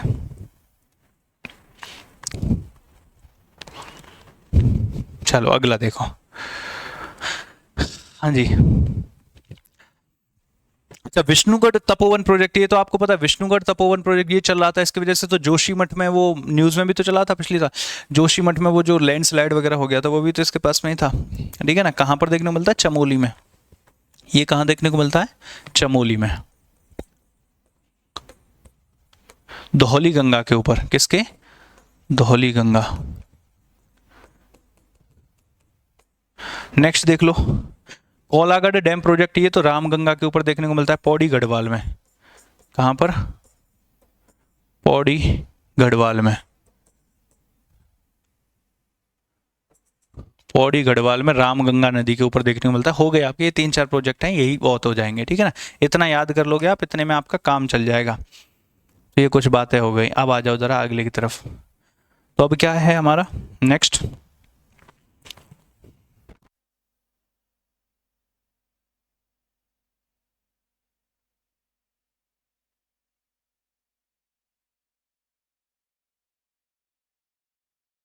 अगला है आपका, ओहो, फोक डांसेस। फोक डांसेस की बात करते हैं, ज़्यादा नहीं 5-6 पढ़ेंगे, तो फोक डांसेस की बात कर लेते हैं। चलिए, जैसे सबसे पहला हो जाता है पांडव डांस। तो ये किसको समर्पित होगा? तो इसमें दिखाया जाता है लाइफ ऑफ पांडवास। क्या है? लाइफ ऑफ या मोमेंट्स ऑफ पांडवास। जो पांडव थे तो उनको समर्पित हो जाता है ये, लाइफ ऑफ पांडवों को समर्पित है। पांडवों की जर्नी जो लाइफ है उसके मोमेंट्स को यहाँ पर जो है दिखाया जाता है, दर्शाया जाता है, ये डांस हो जाता है। यदि मैं बात करूं भोटिया डांस की, तो भोटिया डांस में ये लोग जो अपने पूर्वज हैं, जो अपने पूर्वज हैं, भोटिया से याद रखना। कैसे याद रखोगे? भोटिया, भोटिया से आपको याद रखने के लिए बता रहा हूँ, ऐसा नहीं कि आप बुरा मान जाओ, ठीक है ना। उत्तराखंड का कोई यदि पढ़ रहा है तो ऐसा नहीं है, मैं सिर्फ याद करने के लिए बता। भोटिया से याद रखना, भोटिया भूत, और भूत जैसे आत्मा, जैसे आदमी, इंसान की मृत्यु हो जाती है उसके बाद की बात है, तो इंसान की जब मृत्यु हो जाती है तो उसकी आत्मा की कह सकते हैं ना कि खुशी के लिए, या फिर कह सकते हो आत्मा को क्या है, वर्ड स्लिप हो गया यार मेरे माइंड से, कहते हैं ना मोक्ष की प्राप्ति दिलाने के लिए, तो अपने पूर्वजों को याद करते हैं इसमें, ठीक है ना। तो अपने पूर्वजों की आत्मा के लिए, पूर्वजों की आत्मा के लिए इस डांस को किया जाता है। तो ये कौन सा हो जाता है? भोटिया डांस। नेक्स्ट बात करें चोलिया डांस, तो ये मार्शल आर्ट डांस हो जाता है उत्तराखंड का। आपसे पूछा जा सकता है कि उत्तराखंड का जो मार्शल आर्ट डांस है वो कौन सा है? वो आपको चोलिया डांस देखने को मिलेगा। उत्तराखंड का मार्शल आर्ट डांस आपको चोलिया डांस देखने को मिलेगा, रिप्रेजेंट चोलिया डांस, ठीक है ना। तो ये हो गया पूर्वजों की आत्मा के लिए, और आत्मा की जो मुक्ति होती है उस मुक्ति के लिए, ठीक है ना। तो पूर्वजों की आत्मा की मुक्ति के लिए, या फिर पूर्वजों की आत्मा के लिए, मोक्ष की प्राप्ति के लिए। और ये पांडव डांस किसको है? लाइफ को समर्पित है, पांडवों की। अगला देखते हैं, अगला क्या है? अगला देखेंगे जरा। अगला है आपका झोड़ा डांस। झोड़ा डांस क्या है? जो समाज में असमानताएं फैली हुई हैं, क्या फैली हुई हैं? जो सामाजिक असमानता हैं, जो सामाजिक असमानता हैं, उन सामाजिक असमानताओं को दूर करने के लिए इस डांस को किया जाता है। सामाजिक असमानताओं को दूर करने के लिए कॉस्ट्यूम डांस, तो इसमें मुखौटा डांस भी बोलते हैं इसको मुखौटा नृत्य के नाम से जाना जाता है। इसमें लोग मुखौटा पहनते हैं। किस किस का मुखौटा पहनते हैं? एक तो राक्षस का मुखौटा पहनते हैं और एक देवताओं का मुखौटा पहनते हैं, और तब इस डांस को किया जाता है। ये 4-5 डांस हो गए आप लोगों के। कौन से हो गए इनको याद रखेंगे? कौन कौन सा? 3-4 ही तो पता है। एक तो पांडव डांस हो गया, ठीक है ना। तो पांडव डांस, भोटिया डांस और चोलिया डांस, ये 3 हो गए। कौन कौन से हो गए एक बार फिर से? अरे मेरे साथ बोल लो। अच्छा बताओ, बोलने में कोई दिक्कत है? नहीं तो बोल लो। अरे काहे मुस्कुरा रहे हो यार? क्या लगता है तुम इतनी दूर बैठे हो तो बोल नहीं सकते? बोलो तो सही, कोशिश तो करो, है ना। कौन सा हो गया? देखो, पांडव डांस हो गया। कौन सा? हाँ, पांडव डांस, ठीक है ना। दूसरा कौन सा देखा आपने? भोटिया डांस। और तीसरा हो गया चोलिया डांस।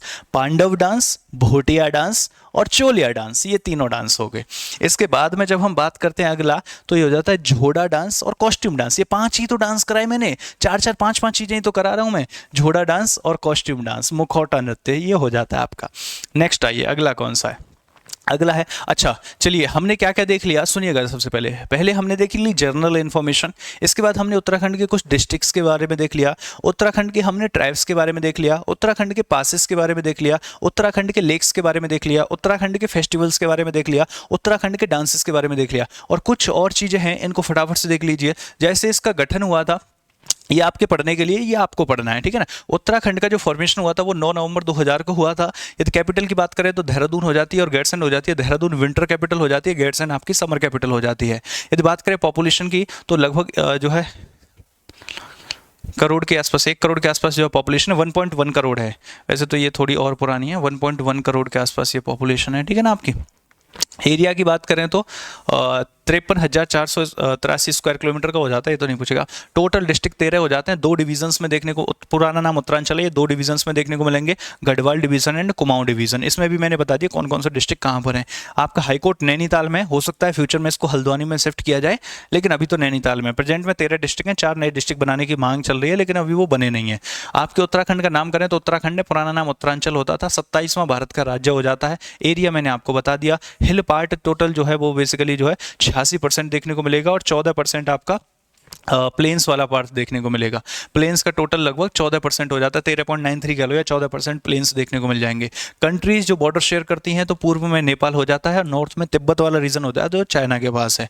यदि स्टेट फ्लावर की बात करते हैं, अब ये यहाँ से जनरल फैक्ट्स हैं उत्तराखंड के बारे में। यदि कोई उत्तराखंड का एग्जाम देता है तो इनको तो मैंडेटरी याद करना है, और आप लोग भी पढ़ लोगे तो वो भी बेनिफिशियल होगा। एसएससी में खास करके ऐसे क्वेश्चन बन जाते हैं जब आप प्रीवियस ईयर लगाओगे, इसलिए छोड़ा कुछ भी नहीं है इस वीडियो में, सारी चीजें आपको करवा दी हैं।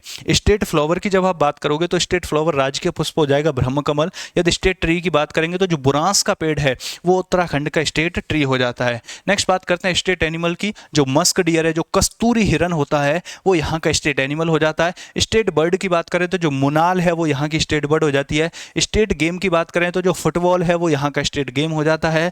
स्टेट सॉन्ग की बात करें तो उत्तराखंड देवभूमि मातृभूमि सत शत वंदनम, ये यहाँ का आपका नेशनल स्टेट सॉन्ग हो जाता है। नेक्स्ट बात करें स्टेट बटरफ्लाई की, तो कॉमन पीकॉक यहाँ की स्टेट बटरफ्लाई हो जाती है। इसको तो आप जो है फटाफट से नोट कर लेना स्क्रीनशॉट लेकर के। चलिए एक काम कीजिए, आप स्क्रीनशॉट यहाँ से ले सकते हैं।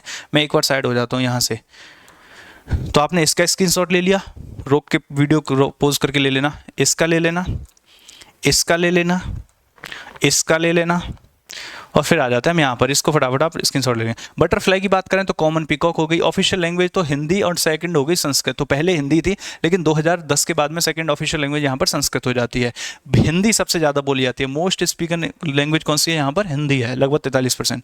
स्टेट लेजिस्लेचर की बात करें तो यहाँ पर विधानसभा और विधान परिषद नहीं देखने को मिलते, सिर्फ एंड सिर्फ विधानसभा ही देखने को मिलती है। सिर्फ चाचा विधायक यहाँ पर जो है हो जाते हैं एमएलए वाले, ठीक है ना। 70 विधानसभा सीट हो जाती हैं। यदि लोकसभा में सीटों की बात करें तो 5 हो जाएंगी, और यहीं पर यदि राज्यसभा में सीटों की बात करें तो वो आप लोगों की 3 हो जाएंगी। ले सकते हैं आप यहाँ से स्क्रीनशॉट। तो राज्यसभा में सीटें 3 हो जाएंगी। अगला पूछा है total population of the state, ये मैंने आप लोगों को बता दिया, 1 करोड़ के आसपास हो जाएगी। मेल पॉपुलेशन, फीमेल पॉपुलेशन यहाँ पर हो जाएगी। रूरल पॉपुलेशन हो जाएगी, अर्बन पॉपुलेशन हो जाएगी। इसको आप देख सकते हैं, ये फैक्ट्स आपसे पूछेगा नहीं, फिर भी जनरली जो उत्तराखंड के एग्जाम की तैयारी कर रहे हैं उनसे पूछ सकता है, तो उनके लिए मैंने बता दिया। यहाँ पर जो है हिल पॉपुलेशन पहाड़ी क्षेत्र में 64% हो जाएगी, प्लेन में जो है 35% हो जाएगी, क्योंकि पहाड़ में दूर दूर घर होते हैं, गांव भी छोटे छोटे होते हैं, तो नहीं है। प्लेन्स में तो लगातार पास में रह सकते हैं, इसलिए प्लेन्स की बेशक से 14% एरिया, लेकिन 35% पॉपुलेशन उस एरिया में रहती है। स्टेट डिकेडल ग्रोथ रेट की बात करें, राज्य के दशकीय वृद्धि दर कितनी है, 18% हो जाती है। हर 10 साल में इतनी पॉपुलेशन बढ़ जाती है। एवरेज पॉपुलेशन की बात करें तो 189 पर्सन पर स्क्वायर किलोमीटर हो जाती है। एवरेज सेक्स रेशियो की बात करें तो 963 हो गया, क्लास की शुरुआत में बताया था। चाइल्ड सेक्स रेशियो की बात करें तो वो 890 हो जाता है, 890 है। एवरेज लिटरेसी रेट की बात करें तो यहाँ पर जो है 87.40 और फीमेल लिटरेसी रेट 70 है, लेकिन दोनों का मिलाकर के बात करी जाए तो 78% यहाँ पर लिटरेसी रेट देखने को मिल जाएगा। ये हो गई आपकी कुछ फैक्ट्स। नेक्स्ट आते हैं डिस्ट्रिक्ट विद हाईएस्ट पॉपुलेशन, तो हरिद्वार हो जाता है। डिस्ट्रिक्ट विद मिनिमम पॉपुलेशन तो यहाँ पर उत्तरकाशी, सबसे कम पॉपुलेशन उत्तरकाशी में है आपका, और हाईएस्ट कितना कहाँ पर है, हरिद्वार में है। मोस्ट पॉपुलस डिस्ट्रिक्ट की बात करें हरिद्वार हो गया। डिस्ट्रिक्ट विद मिनिमम पॉपुलेशन की बात करें तो वो रुद्रप्रयाग हो गया। यहाँ पर ये डेंसिटी की बात कर रहा है कि रहते कितने लोग कितने एरिया में हैं, तो हाईएस्ट डेंसिटी वाला जो पॉपुलेशन के आधार पर, डेंसिटी के आधार पर जो हाईएस्ट पॉपुलेशन वाला स्टेट है वो हरिद्वार है। डेंसिटी के आधार पर जो कम वाला है वो उत्तरकाशी है, लेकिन सबसे ज़्यादा वाला भी हरिद्वार है, बट सबसे कम पॉपुलेशन वाला रुद्रप्रयाग है। एक तो कह रहा है कि टोटल पॉपुलेशन सबसे ज्यादा कहां पर है, तो टोटल पॉपुलेशन सबसे ज्यादा हरिद्वार में है, सबसे कम पॉपुलेशन रुद्रप्रयाग में है। लेकिन कह रहा है कि डेंसिटी के आधार पर देखें तो जहां सबसे ज्यादा पॉपुलेशन है वही डेंसिटी के आधार पर भी सबसे ज्यादा डेंस पॉपुलेशन वाला डिस्ट्रिक्ट भी है, लेकिन सबसे कम डेंस पॉपुलेशन वाला डिस्ट्रिक्ट कौन सा है, उत्तरकाशी। लेकिन सबसे कम पॉपुलेशन कहां पर, रुद्रप्रयाग में। Largest district in terms of area तो चमोली हो जाता है, चमोली सबसे बड़ा। स्मॉलेस्ट की बात करें तो चंपावत हो जाता है, छोटा सा देखा था ना आपने उधम सिंह नगर के ऊपर। District with highest sex ratio आपका अल्मोड़ा हो जाता है। District with minimum sex ratio आपका हरिद्वार हो जाता है। District with highest literacy Dehradun में समझ रहे हो आप, 84% लिटरेसी है, जो इसकी कैपिटल है, सबसे हाईएस्ट लिटरेसी रेट वाला डिस्ट्रिक्ट हो जाता है। नेक्स्ट यदि बात करें district with minimum literacy rate, तो जो उधम सिंह नगर है उसका 73% ही है, मिनिमम लिटरेसी रेट हो जाता है। ये कुछ देहरादून से संबंध, इसके उत्तराखंड के डिस्ट्रिक्ट से संबंधित कुछ फैक्ट्स हो जाते हैं, ठीक है ना। तो हमने इस वीडियो में कोशिश की है कि आपको स्टैटिक की कई सारी चीज़ें एक ही साथ एक ही वीडियो में कराई जा सकें, जो कि इंपॉर्टेंट होती हैं। करने को बहुत सारी हैं, लेकिन जो आपके एग्जाम में सटीक बैठे और जहां से क्वेश्चन आपके एग्जाम में बने। आप लोगों के ऊपर भी तो बर्डन नहीं बनाना है, फिर हमारे होने से क्या फ़ायदा। किताबें दे रखी हैं, किताबों में सारी चीज़ है, पढ़ तो आप वहां से भी सकते हो, फिर हमारे होने का क्या फ़ायदा यदि हम आपके लिए सी चीज़ें सॉर्ट ना कर सकें, ठीक है ना। तो छांट करके जो भी अक्सर एग्जाम में पूछी जाती हैं उन सारी चीज़ों को आपके सामने प्रस्तुत किया गया। आई होप आप लोगों को ये वीडियो अच्छी लगी होगी, और सिर्फ मेरे कहने से कुछ नहीं होता कि मैंने सारी स्टडी की चीज़ कराई है। आप प्रीवियस ईयर क्वेश्चन करके देखिए, आप जिस भी एग्जाम की तैयारी कर रहे हैं उसके प्रीवियस ईयर क्वेश्चन या मॉक क्वेश्चंस कुछ भी करिए, और उत्तराखंड से रिलेटेड यदि कोई भी क्वेश्चन आता है, चाहे लेक्स का आता है, ट्राइब्स का, फेस्टिवल्स का, कोई भी आता है, आप देखिए कि सही जाता है या नहीं जाता। और क्लास कैसी लगी ये आप कमेंट बॉक्स में बता सकते हैं, ठीक है ना। आई होप मैंने कोशिश की है अपनी तरफ से कि आप लोगों को क्लास पसंद आई होगी, और इसी प्रकार की series state wise static GK की आपको फिर देखने को मिलेगी। तो आज की कक्षा में हम यहीं तक रखते हैं, आपसे फिर मिलते हैं अगली क्लास में। तब तक यूं ही हंसते रहिए, मुस्कुराते रहिए, पढ़ाई करते रहिए, अपने लक्ष्य के प्रति हमेशा ईमानदार रहिए, और लर्निंग की हैबिट को सदैव जीवन में बनाए रखिए। ये आपको बहुत आगे लेके जाएगी। तो लव यू ऑल डियर्स, आपसे मिलते हैं नेक्स्ट सेशन में इसके। तब तक के लिए जय हिंद, जय भारत।